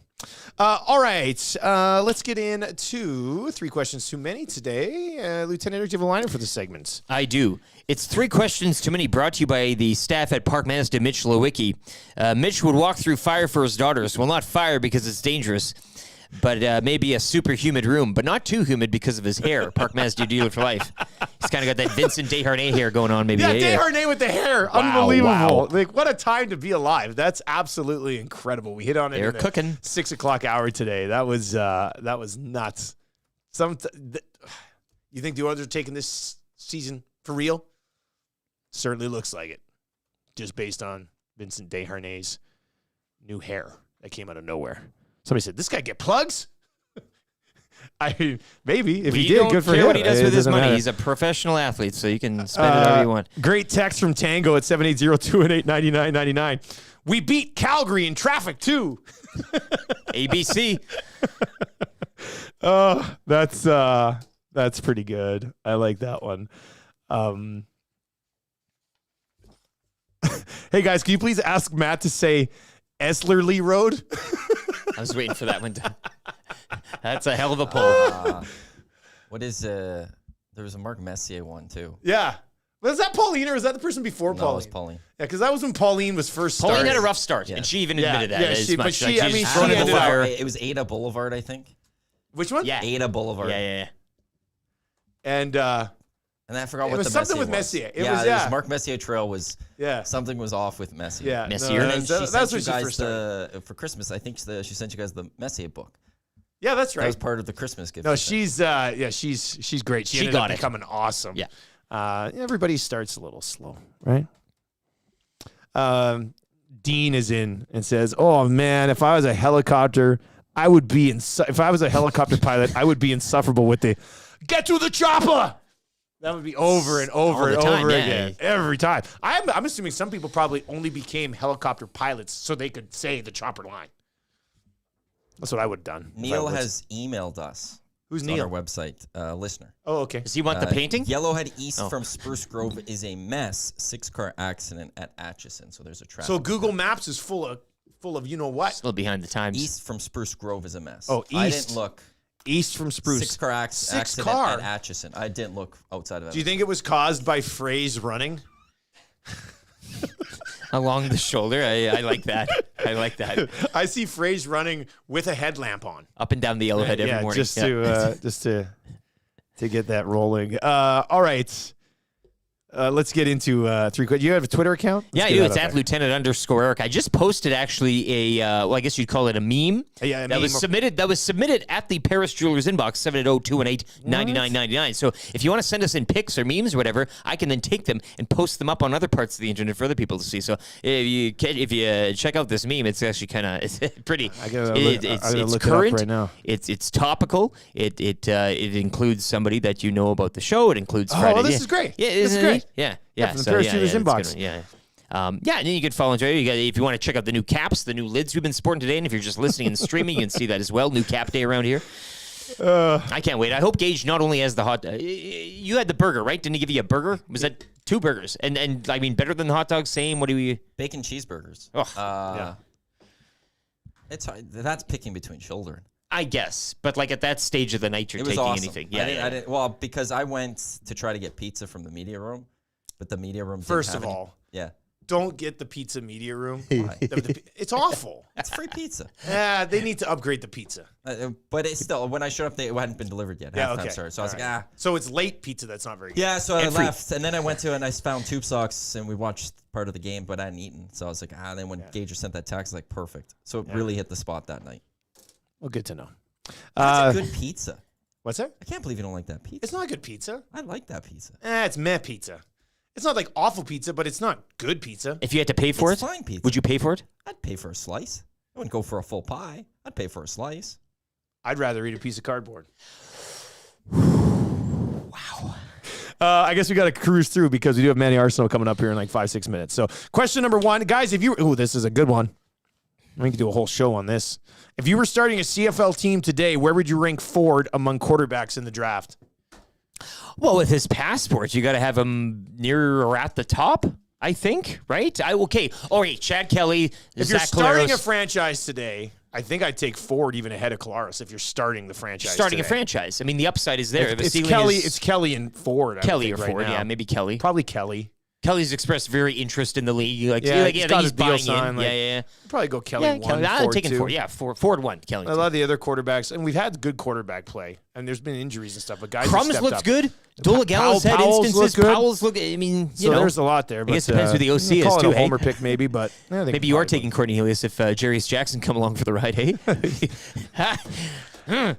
Question number 2. Which player ends up being the surprise storyline in training camp for the Oilers? Lavoie? You kind of had an age, but I don't know. It's training camp. I could see. What about Dylan Holloway again? Sure. Remember, Holloway last year, Is that a great surprise, though? preseason. Well, last year was a surprise. I guess. This year maybe it This wouldn't year- be too much of a surprise. Mind you, last year he dealt with injuries and stuff. If he came back out red hot again, it wouldn't be bad. Maximus Warner. You've always been a big Maximus Warner guy. Go Warriors, yeah. Yeah. Just the name alone. Why not? Okay, yeah, no, that's It's fair. camp. Get to the playoffs. Question number 3. Boys, you have these hats now. When can I get one, and what's next for the swag? Well, we'll have details on how you can get these coming up in, what do you figure, Matty, a couple weeks? it's a test run here. No, less than 2 weeks. No, it depends. Like, Depends on our plan for the thing. There's 2 things that are in the works here. How's that for a tease? plan for the thing. There's the thing. There's the but thing. then also there's another thing. There's 2 things? Wow. Yes. Do I know about the second thing? To a degree, yes, but to a degree, no. Is this going to be in the meeting today? Well, I could quickly bring it up now, I guess. So, because today the reaction has got me thinking a little bit about something else. So, there's 2 things. 2 things? Yeah. Don't say about the one thing yet. We'll launch that later, yeah. I won't say about either. Okay. Well, It's this just is a stay real... tuned. There's lots Okay, of things stay tuned. going on here. I'm hoping, well, one for sure, I got to talk to our guy. Our guy. Our guy with the thing? With that thing to see if we could get going for October. I emailed with that guy, not about that thing, but other man. things yesterday. So Okay, well, that doesn't help me with this right now. I know, but I just thought we were doing code words and stuff. What about the other you know, thing? Yeah. But you didn't message about this thing. Okay. Oh, boy. Did you? No. No, So I I got to see where we are with that because there are some updates I have on to pay that. him for that thing. Okay. So we have to make the thing. Okay. Yeah. Then we need that because Okay. we want to get that thing done. Now, Yeah. if we get that thing done, we could have it going for October. And then the thing won't become the thing. It'll become what we want to call the thing. Hey, let us know if you want to sponsor the thing. It's then- wide open, Business at EdmontonSportsTalk.com. And then there's a side thing that, which I don't know about. but you kind of do. Oh, man, this is so exciting. It's also anyway, I think like what I would like next, and we're going to get stickers and stuff. But I got to get a hoodie. I'm a big hoodie You're a hoodie guy. And I got to get Yeah. a t-shirt because I'm a new t-shirt guy. Well, that's coming this week for you. That's not the secondary thing? No, that was Okay. the thing that we did before that led us to the hats. Fair enough. So the shirts and the Yeah, yeah. hoodies Okay, for good. us Beauty. should be coming Good. potentially late this week. Yeah. This is good. Savage the Plumber says, holy, talk about a cliffhanger, boys. You can't do this to your loyal listeners. Gazzola, who's not at work today until like later, is in and says, what thing and the thing? Yeah, we discuss those usually at 7 in the morning. Yeah. Tommy, if you were here for the pre-show meeting, you'd be in on all the things. All right, there you go. 3 questions too many, brought to you by the great staff at Park Mazda. We have Manny Arsenault of the Edmonton Elks coming up next for Pro-Am Sports. And then we'll have William, the wrap for William Huff around 8:45 today. Hangout begins at 9 o'clock. Tell your friends about the show. Starting to hit stride a little bit, so that's nice. Unless we get that internet lag. Hey, we're getting to that area where it's time for the internet to maybe die on us for 2 minutes. Oh, yeah. Be Fingers prepared. crossed today. Nielsen show continues. Maybe next. 2 guys and a goalie. Babcock's gone. The Blue Jackets had an availability. They made a major mistake. Cash, your thoughts on how this looks on that organization? Out of all the hires, this is the one that we felt was going to make us the best. Quite clearly, it was not. It's just a weird kind of thing to do, to ask someone to look at their phone and the pictures on their phone. If you think by seeing a photo you're going to learn a lot about a person, then follow them on social media. I'm sure if Mike Babcock requested to follow a few members of his Columbus Blue Jackets, what he did was wrong. He hasn't changed a bit. 2 guys and a goalie with Gagner, Cassian, and Nielsen. Tuesday and Thursdays at noon. Only on Edmonton Sports Talk. Get to know the winners. props, plays, parlays, and more with Nielson and Hustler. Weekday mornings at 11 on The Lock Shop. Only on EdmontonSportsTalk.com.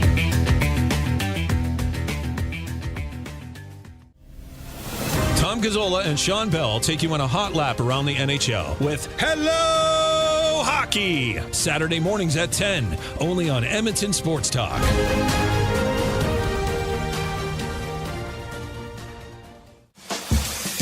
Catch up with friends of EST, Andrew, Mike, and Kayla as they get you in the huddle with the Edmonton Elks on the Turf District. Thursday nights at 8, EdmontonSportsTalk.com.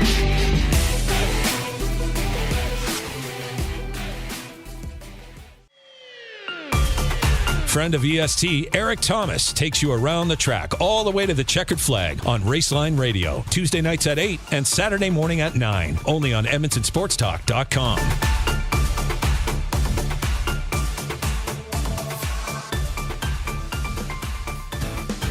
Join friend of EST, Guy Flaming, for the Pipeline Show, Monday nights at 8 and Saturday at noon, as he has you covered with CHL, CJHL, USHL, NAHL, NCAA, and U Sports, plus the World Juniors, Frozen Four, and NHL Draft on EdmontonSportsTalk.com.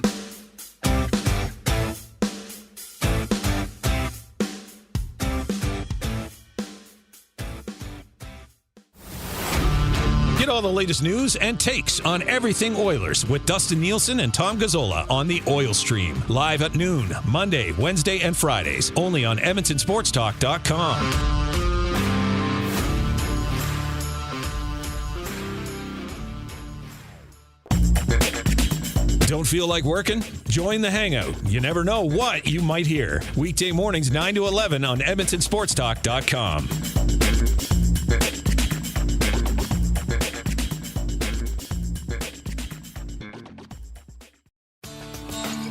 Join Murray McCourt and Curtis Stock for tips and tales from courses around Edmonton and area with the VIP Golf Show, presented by the Tailor Made Performance Center at the Ranch, Sundays at 8:30, only on EdmontonSportsTalk.com.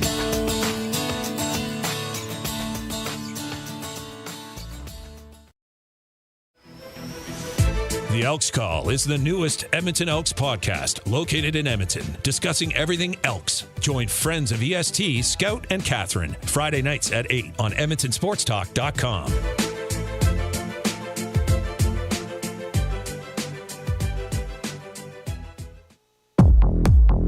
The Nielson Show featuring Lieutenant Eric.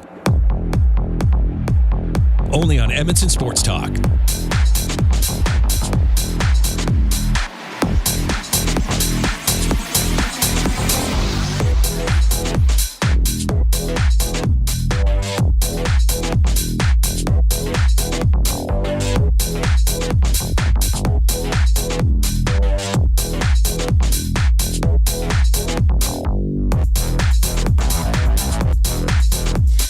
.27 on the Nielson Show on a Wednesday morning. Thank you very much for being here. You can text us anytime, 780-218-9999 in the Paris Jewelers inbox. Hit us up on the Nasty Chat on YouTube as well. Hangout coming up at 9 o'clock. The wrap for William and Huff on the way before 9 o'clock this morning. And, text of the day, we'll get a gift certificate from A&W. Big guest of the day, Manny Arsenault of the Edmonton Elks. Going to be brought to you by ProAmSports.ca. Visit ProAm in Edmonton, Singapore Trail, 1 block north of Yellowhead, or online at ProAmSports.ca. Manny, good to catch up, man. How you doing this morning? Man, I'm doing fine. How's the I'm all right.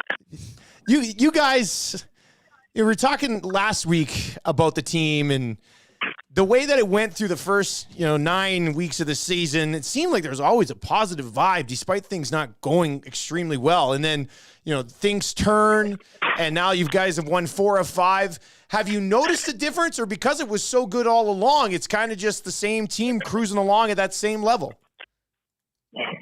No, I just think it's more so guys being locked into the small details, playing for one another, and the biggest emphasis within these walls is being able to finish football games. And I think that's something that we struggled with early in the season, was just finishing, not putting together 4 quarters of football. But I think that's the biggest difference, if you ask me, from early on in the season to now, is the fact that we're able to finish games and find a way to pull together in all three phases. Listening to Trey Ford after our TSN broadcast last week, kind of talked about how, the playoffs are still a possibility. It would take quite a bit to get there, and you guys would have to get some help. But you guys, I'm sure you probably did this for most of the season, but just a week-to-week, game-to-game sort of scenario for this team right now, or do you kind of, at any way, take a look at the bigger picture? Yeah, no, it's a day-to-day process, man, from the meeting room to the practice field that leads up to game day for us. If we take care of our business, all the playoff implications will kind of take care of itself.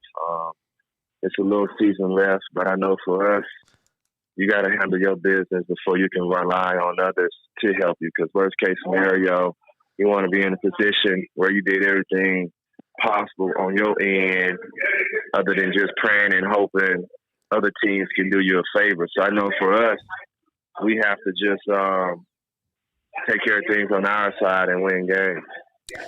Manny, you've been around. We all know this. You've caught a lot of balls from a lot of different quarterbacks during your illustrious career. What do you see now? The switch was made this season, both at the quarterback position and the OC position, and we've all seen what Taylor Cornelius brought to the table. But what do you see specifically now from Trey Ford, a very young guy? I know you guys, the two of you, kind of on opposite ends of your career, but what do you see from him? Is there something in him that you've seen before with other quarterbacks you played? And where do you see kind of his career taking off and going to? Well, you said Trey at the beginning, a young Trey Ford, and me at the end of mine. What make you think I'm at the end of my career? I'm just guessing. I'm looking at everything here. I'm just guessing. It's before I answer prove me wrong. Question. But nah, man, I just see a guy out there, man, just playing with some hunger, with desire, and just got guys that's having his back, because a lot of stuff you see out there is God-given. But you're looking at somebody that just sat back, 10, 12 weeks waiting on the opportunity. And they always say once you get it, it's on you to take advantage of it. And with pro sports, it's all about timing. He's just playing like a guy that's out there that's just anxious and just ready to have some success and just really prove to everybody what he can do. But he's just making the most of his opportunity. And that's what you got to do in pro sports with the next man up mentality. Who is the closest comparable to him? And there aren't many, but who would you say is the closest comparable to him that you've played with in your career? That I played with? Yeah. He reminds me more of Jonathan Jennings. Okay. You never kind of knew, but Jennings could have ran, but didn't run as much. But when he threw the ball, when they play from the huddle procedures and all that, he reminds me a lot of JJ. That kind of came behind Travis Lulay, didn't think too much about playing. Lulay get hurt to get his opportunity. Taylor was in, had the struggles here and there, but we knew, Taylor's a guy. Maybe we could finish strong. Then Trey's opportunity came, and that's kind of what it reminds me. Manny Arsenault with us on the show this morning. Did we lose him, Manny? Okay, we're gonna get him back because I still want to know who the quarterback was in the game that he didn't catch a pass from. One game in his career, Manny Arsenault didn't catch a pass in, and I mean, was it Jennings? Was it when he was with the Frisco Fighters in the arena? Does he not remember? Maybe we're gonna try to circle back around here. We're gonna try to get him. He plays a very important role in this receiver group. Yeah. With you got Geno Lewis on the one side, and then you got guys like Moore and Mitchell. And I was joking about the career thing, but his age provides. I mean, that's the leadership there. He's the top leader dog there. The table, but the consistency certainly helps as well. Manny, we were just talking. Welcome back. Sorry we lost it. We were just talking about your receiver group and how has it come together? So the transition from like one offensive coordinator to the other, one quarterback to the other, and then bringing in Dunbar this year and Kyron Moore this year and Geno Lewis this year. Did it take a while for that group to sort of come together, or did you guys all sort of click right away? Man, it kind of clicked right away. And as you know, each guy in game complements one another, and everybody brings something different to the table. You got Dylan that can take the top off of defenses, can run, swerve, is a gadget guy with speed. Gino is your 90-10, 50-50 ball catcher. Dunbar is your route runner. Then you got me in the trenches, do the dirty work, underneath guy, more of a, you look at it like possession receiver at this point of my career. But everybody can do different things and bring different aspects to the table. So it's just a matter of just us complementing one another's game and just playing off one another. And I think that's the biggest thing, that each guy is in his huddle really happy for the next man's success. And I think that's what helped us gel well, is the fact of each guy is rooting for the man on side of him. Lots of talk about, because the transition happened at the same time to Trey Ford and Jerry Jackson as your offensive coordinator. It's tough. You link the two together, obviously, but from somebody who's out there in the offense, how much has the recent offensive boost been because of the quarterback, and how much of it has been because of changes to what you guys are doing offensively?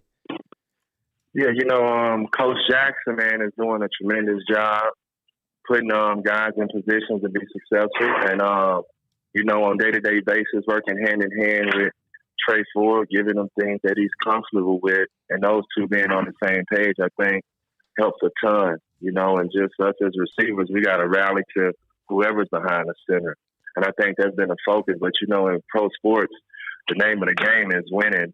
And when you're not winning, you start seeing these faces. It's a lot of turnover. And when you like the room, you know that, hey, man, our performance is basically guys' livelihood. And that's kind of what goes into the game of pro sports. You want to see the same folks, you need to win. You start losing, hey, you can be the next guy that's out of here. But I just think, man, through the slow start, instead of guys going in separate directions and falling apart, I think it kind of brought us closer, because we knew that we was just a group that wasn't dominating the details and doing the small things. And when you look around at teams that's struggling now, it's like, well, you know what? We understand how that felt, and we've been there before. But it's just the little things, man, that keep you out of games. That you done lost by 3 points, 4 points, or just one possession. So it's just about the small details, man. But I think a lot of the success now is just guys really locking in and just taking that time out and really putting it into their craft. Last one for you. And every time I call one of your games for the CFL on TSN, we have the little note, consecutive games caught, or consecutive games with a catch by Manny Arsenault. And it seems every single game, you chalk up another one. It continues to go. A, how much pride do you take in that streak? And B, I'm pretty sure you only have one game in your entire career where you didn't have a catch. Who was the quarterback in that game, and how did you not get the ball? Man, was it a game on the East Coast, away trip? I didn't get a catch, or was it one at BC Place? What year was it? I can't. I don't know how far back it was. I think this only happened one time though. So. Yeah. Nah, I don't remember that, but I take a lot of pride into it. But I take a lot of pride into it now. Being a guy, you want to have a legacy, something that you can leave behind. But now being in the talks of guys like Jim Young or passing to Ben Cahoon, and got all these other guys being numbers away from passing Andy Fantuzzi, whereas these guys, that's Hall of Famers. And I know that's something that I've always wanted, or just come close to, whether that's winning a Grey Cup. I was blessed with the Tom Pate Award, but to be able to have a resume and body of work with a lot of these guys that's considered Hall of Famers is huge to me. And you know what? That's something that keeps me fired up, that I look forward every day, and I'm in practice preparing. And that's, keeping a streak alive, but more importantly, winning games. And I think as we start to win games, that's what makes it that much better. So now I'm very thankful and grateful for that opportunity.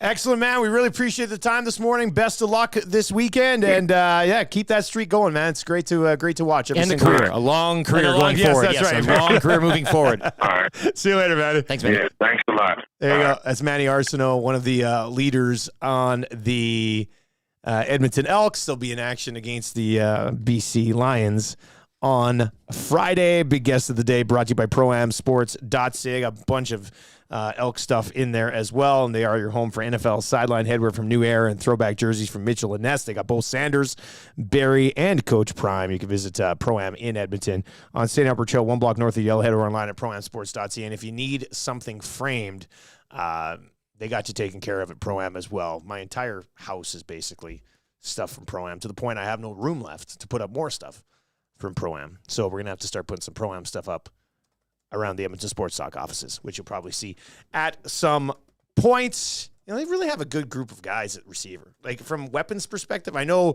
BC and Winnipeg have these great receiving groups, but you look at what the Riders have right now with Emilus and Tevin Jones and Sean Bain Jr., 3 guys in the top 10 in receiving Evenly yards there spread, as well. yeah. Like that's really good. And then here, Geno Lewis, if he would have been healthy the entire year, you Mason Dunbar, who's had a pretty nice season. Kyron Moore has been that sneaky ad we kind of talked about when they picked him up. And then there's still the potential of Dylan Mitchell. You mix in Manny Arsenault, Gavin Cobb, and Vincent Forpin-Montbleau. There's a lot of really talented receiving cores across the Canadian Football League. And these ones here bring a little something different to the table physically, each and every one of them, right? Like each one has like a strength, that maybe the other one doesn't have. It's a nice mix, I really think, with the Elks, as opposed to maybe you say the Rough Riders. It's kind of like spread all over, but this is a nice mix. I like Swerve. Kyron can do different things than Manny. Manny's got the leadership. Eugene Lewis has got the star power. He's been best in the league. Cobb coming up, so a lot of difference in the receiving core, and I like that. Real nice mix there for Edmonton, and we'll see if they can make it 5 of 6 against the BC Lions team that I don't want to say is stuck in neutral, but isn't what it was at the beginning of the year, especially on the defensive side of the ball. Like Edmonton's played 2 games against BC, hasn't scored a point yet. I would think. Talk about motivation. They score about motivation, on Friday night at home, and what hopefully will be a pretty good crowd on Friday night for that game as well. Good forecast as well, I think. Fabulous Trey Ford go to work there. 22 degrees, sunshine Friday. Filthy says, I can't believe you guys had Manny call in during the internet lag window. Ballsy. Yeah. Well, I need to drop off there, so maybe that's part of the, maybe we kind of had the hiccup and we move forward. They learn from your mistakes, right? That's why the Edmonton Oilers are going to win the Stanley Cup, as I said earlier on the show today. The wrap for William Huff is on the way. Text of the day, what we learned on the show today, sound of the day, all still to come before 9 o'clock. The hangout begins at 9 o'clock this morning. Sean Bell and Tyrell Spitzer from Silent Ice, they're going to join Maddie Wannick, and I'm going to slide in for Tommy, who's down at first day of Oilers training camp, and we'll have more on that, obviously, as we continue to work our way through the day here at EdmontonSportsTalk.com. Let's get into a sports update with Lieutenant Eric. Charlie Huddy and Doug Waite have been voted into the Edmonton Oilers Hall of Fame. The announcement this morning, the induction will take place October 26th. When the Oilers welcome in the New York Rangers. Oilers main camp kicking off today as well. The club preparing for its first preseason test. That'll be Sunday against the Jets. Sam Gagner will only practice during camp and not play any preseason games. He's recovering from double hip surgery. Connor Brown, meanwhile, will see exhibition action, but not in back-to-backs. Elsewhere this morning, the Bruins naming Brad Marchand as the team's captain. The move coming after Patrice Bergeron retired in the offseason. Jays will continue their series at the Yankees from the Bronx today. Jays taking the opener 7-1 last night. Also today, Seattle will face Oakland, while the Rangers will take on the Red Sox. Toronto remain a game up on both the Mariners and Rangers for that second wild card spot. Kevin Gausman scheduled to start later tonight. Match day 1 in the UEFA Champions League group stage will continue this morning and this afternoon with 8 more matches, one of which will see Alphonso Davies and Bayern Munich hosting Manchester United. Kickoff 1 o'clock. The EST Hangout. Matt Wannick, Tom Gazzolo. Yeah. As well as we got Min Darwell from CBC and Doug McLean, Golden Bears Pandas analyst, along with the Stingers. I think the older this kid gets, Connor? you're starting to see glimpses of what we're not privy to inside that room. Mm-hmm. But yeah, now we're starting to see these guys put a stamp on this team. I think that culture that they're creating, instead of having it top down where it has a trickle down effect, I think it's working both ways where it kind of dictates what happens with the executive and the hockey side of the front office. EST Hangout, weekday mornings at 9, only on EdmontonSportsTalk.com.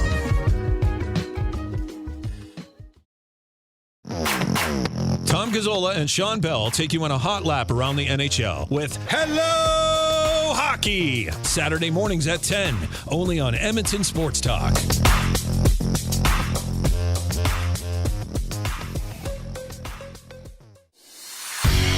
The Elks Call is the newest Edmonton Elks podcast located in Edmonton, discussing everything Elks. Join friends of EST, Scout and Catherine, Friday nights at 8 on EdmontonSportsTalk.com.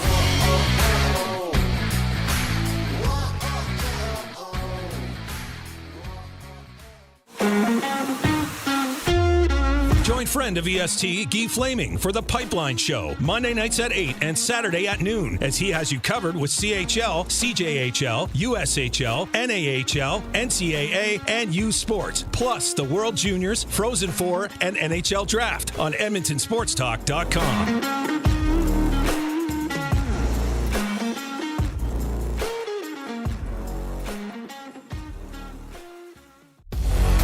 Get to know the winners, props, plays, parlays, and more with Nielson and Hustler. Weekday mornings at 11 on The Lock Shop. Only on EdmontonSportsTalk.com.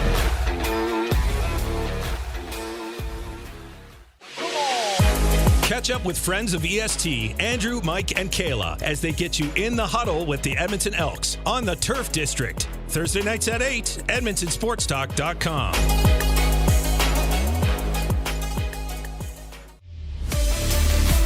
Friend of EST, Eric Thomas, takes you around the track all the way to the checkered flag on Raceline Radio. Tuesday nights at 8 and Saturday morning at 9. Only on EdmontonSportsTalk.com.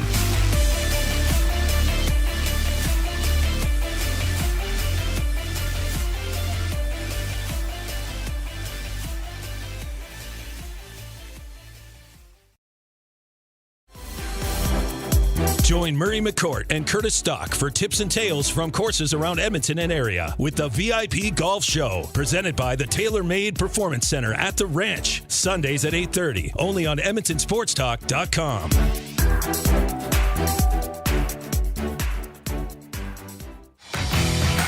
Get all the latest news and takes on everything Oilers with Dustin Nielson and Tom Gazzola on the Oil Stream. Live at noon, Monday, Wednesday, and Fridays. Only on EdmontonSportsTalk.com.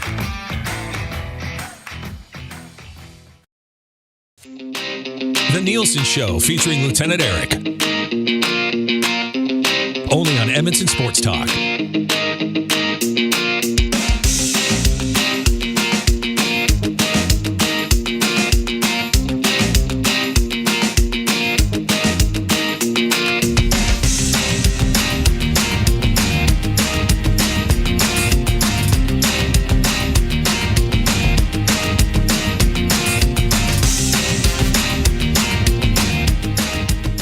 That sounds kind of like a track that would have been on one of the Tony Hawk video games back in the day. Yeah, you're talking like a Punkorama type of Vans Warped Tour. Yeah, a bit of Mighty Mighty those Boss lines. Tones. Right. Yeah, exactly. Oh, those were the days. That's Happy a really music. good one. Yeah, I like that one. All right, let's get into the So I saw that I wasn't checking my phone. We're so busy on the show now with like very few breaks and things. I don't check my phone near as much as I used to. Hernan had sent me this on Manny Arsenault. 634 career receptions, 4 from tying Andy Fantuz for 20th on the all-time list. Over 9,100 yards. He's 141 yards away from tying Jim Young for 28th on the all-time list.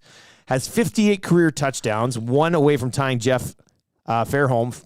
He's at 59 for 31st on the all-time list.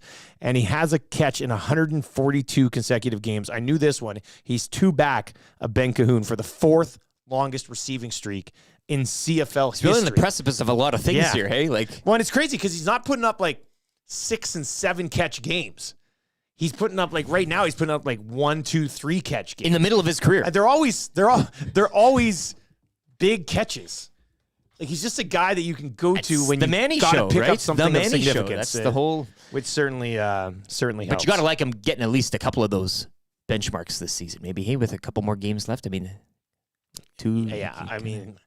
Hopefully, every time I worry, I'm like, oh, man, is he not going to get a catch? And then, fourth quarter, a catch. Manny Arsenault, the streak continues. So 2 behind Ben Cahoon for 4th all-time. You think he gets it. He probably hits a lot of these before the end of the season. The wrap for William Huff. Since 1972, William Huff has provided industry-leading advertising solutions for thousands of valued clients. Unparalleled service, and they get the job done when you need it done.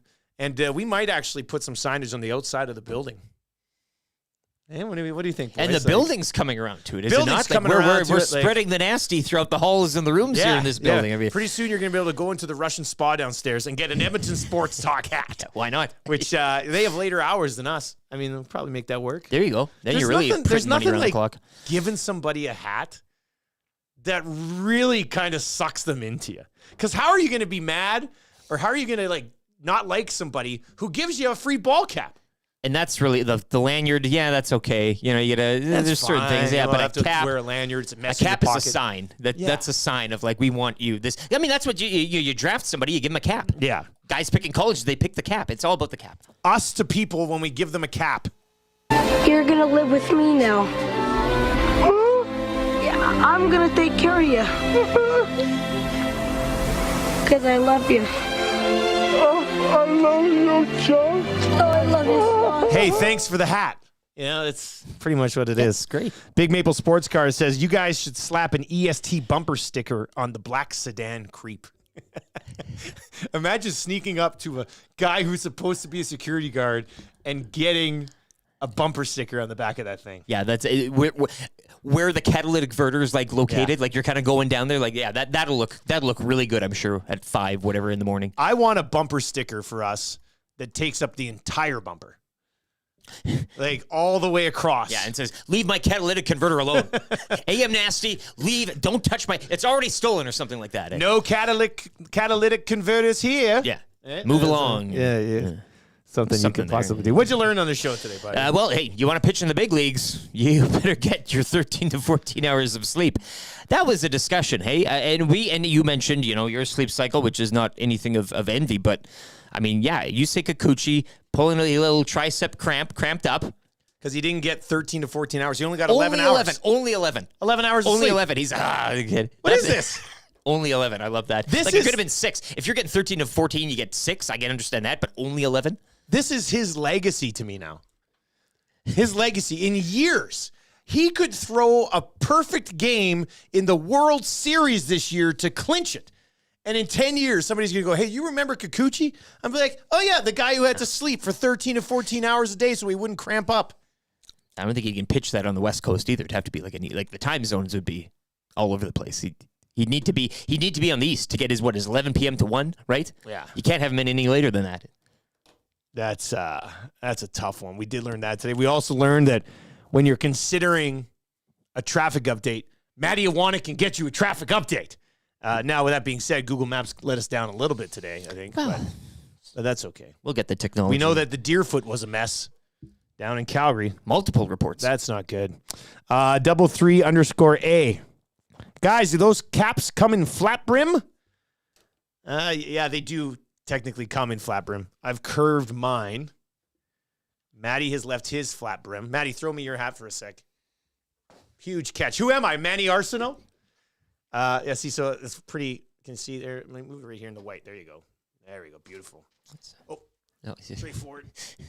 Yeah, there. There it is. See, so that's flat that's brim. good. Now hold mine up because it's curved. I curved mine. It curves nice. The curve sticks. So anyway, those are pretty sweet. EdmontonSportsTalk.com. The thing we were talking about isn't up just yet, but eventually you guys will be able to get your hands on cool stuff just like this. All right, let's see here. Sound of the day today. I think I want to go here. This is one of our intros coming back. I really like this. The Nielson Show featuring Lieutenant Eric. Yeah, right there. This. Only on Edmonton Sports Talk.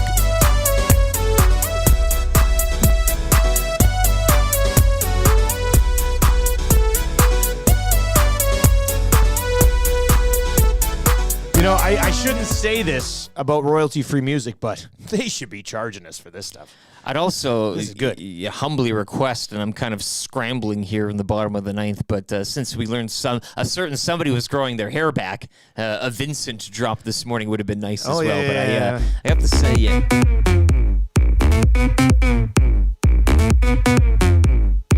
Where is it? It's in there. My name is Julius, and I'm your twin brother. I've been looking forward to this moment my whole life. Excuse me, but I was just taking a shower. Tell me a little bit about Vincent. Was he a great athlete? Was he interested in chess and poetry? My name is Julius. My name is Julius. My name is Julius. Tell me a little bit about Vincent. Did he miraculously grow all of his hair back in one summer? Desharnais has beautiful hair now. Hockey's back. Which is, you just expect, like when you see bald Desharnais, you think this guy's going to beat the crap out of people. you see beautiful hair, Desharnais, and you go, this guy's going to move the bucket. Silky smooth mitts, hey? And I added the over-under, 25.5 goals, maybe? Yeah. I like the idea of Jay Woodcroft sitting down with him in for end of season meetings and going, Vincent, what's the deal with this? We want to see you spend your summer concentrating on moving a little bit better, growing your hair out. PP1. And Lock it in. Yes, PP1. What? With that? I mean, come on. Poor Evan Bouchard right now is at the barber getting one of those close shaves or hot shaves and being like, I don't know what I'm supposed to do now. That's tough. All right, let's get into your text of the day today for A&W, where you can get a coffee right now for just $1. You can't get anything in this world for $1. Lattes for $2. Can you even go to those machines now? Remember those machines, like with kids, and you put in a quarter and you spin it, and then the thing comes out in the plastic bubble, and you pop it open. You're like, oh, a Habs sticker, cool. Can you even get that for $1 anymore? You can get coffee's coming. But think about a latte. That's a specialty drink for $2. You go to some place, they're charging what, 10? Yeah, upwards of whatever. A latte for $2. Unbelievable stuff. Kidding me? Anyway, A&W is basically giving away coffee.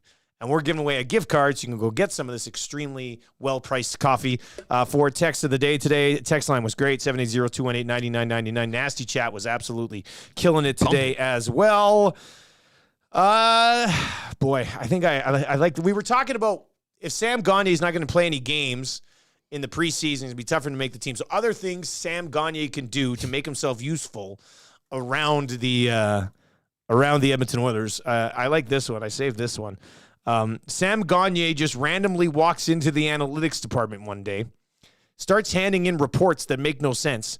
They go to fire him and realize he doesn't actually work in the analytics department, a la Kramer from Seinfeld. A lot of work to that text. I really love it. I drawing a lot of effort. Yeah. That one came in at 6:41 this morning, if we want to put a timestamp on Somebody got their 14 hours, eh?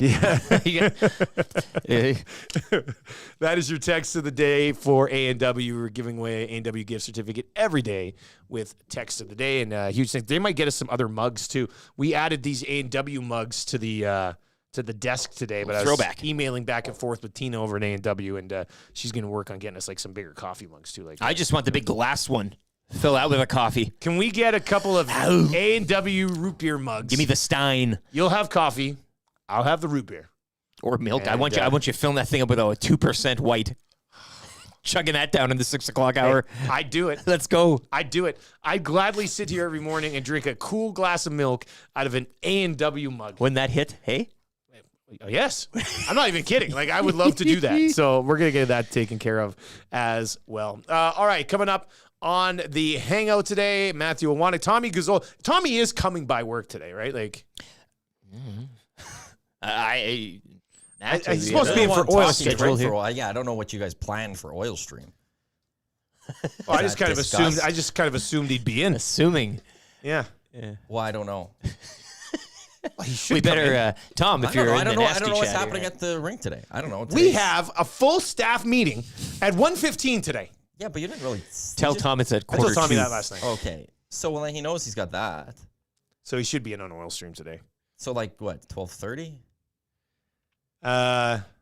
Well, he should be here at noon when it starts. He's got a report on the Tell first him 11:30 so that it all works out. You give him the... I don't know what's happening today because medical day. They're not even... Nothing's happening today. Well, didn't you have it they're talking at 9 or something? They're talking... They had a team meeting.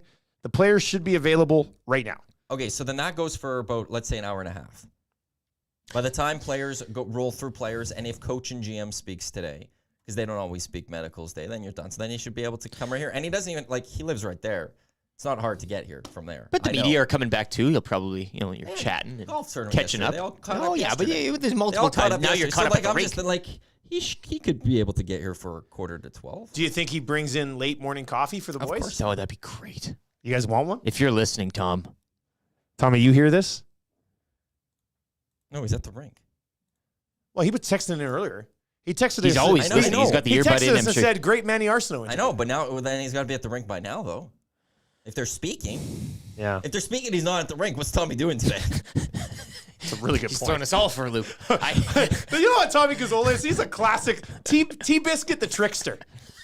He just really is. He's a huge trickster, Tommy Gazzola. All right, the hangout is coming up. Spitz and Belzy, Silent Ice, they are going to be joining Maddie and I'm going to slide in there today. And then we got the Lock Shop coming up at 11 o'clock today and the Oil Stream. I'll tell you, if Tommy doesn't roll in at noon after I've done 6 straight hours of broadcasting, I'm going to choke him out on the Oil Stream today. So can't miss it. We'll see. We'll see how that goes.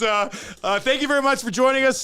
Don't go anywhere. We're going to redirect you right over to the Hangout. That conversation is going to be coming up. Very much looking forward to that. Get ready for the swag. It's going to be ready and available for you rather soon as well. So we're looking forward to that. And hey, if you're listening on the live stream, don't go anywhere. We've got... how many more hours? 4 more hours of live sports coverage, live sports talk right here at edmontonsportstalk.com. Add it to your home screen. 1 click to listen every single morning. Very much appreciate that. For Matthew Wanek and Lieutenant Eric, I am Dustin Nielsen. Enjoy the rest of your day and take it easy.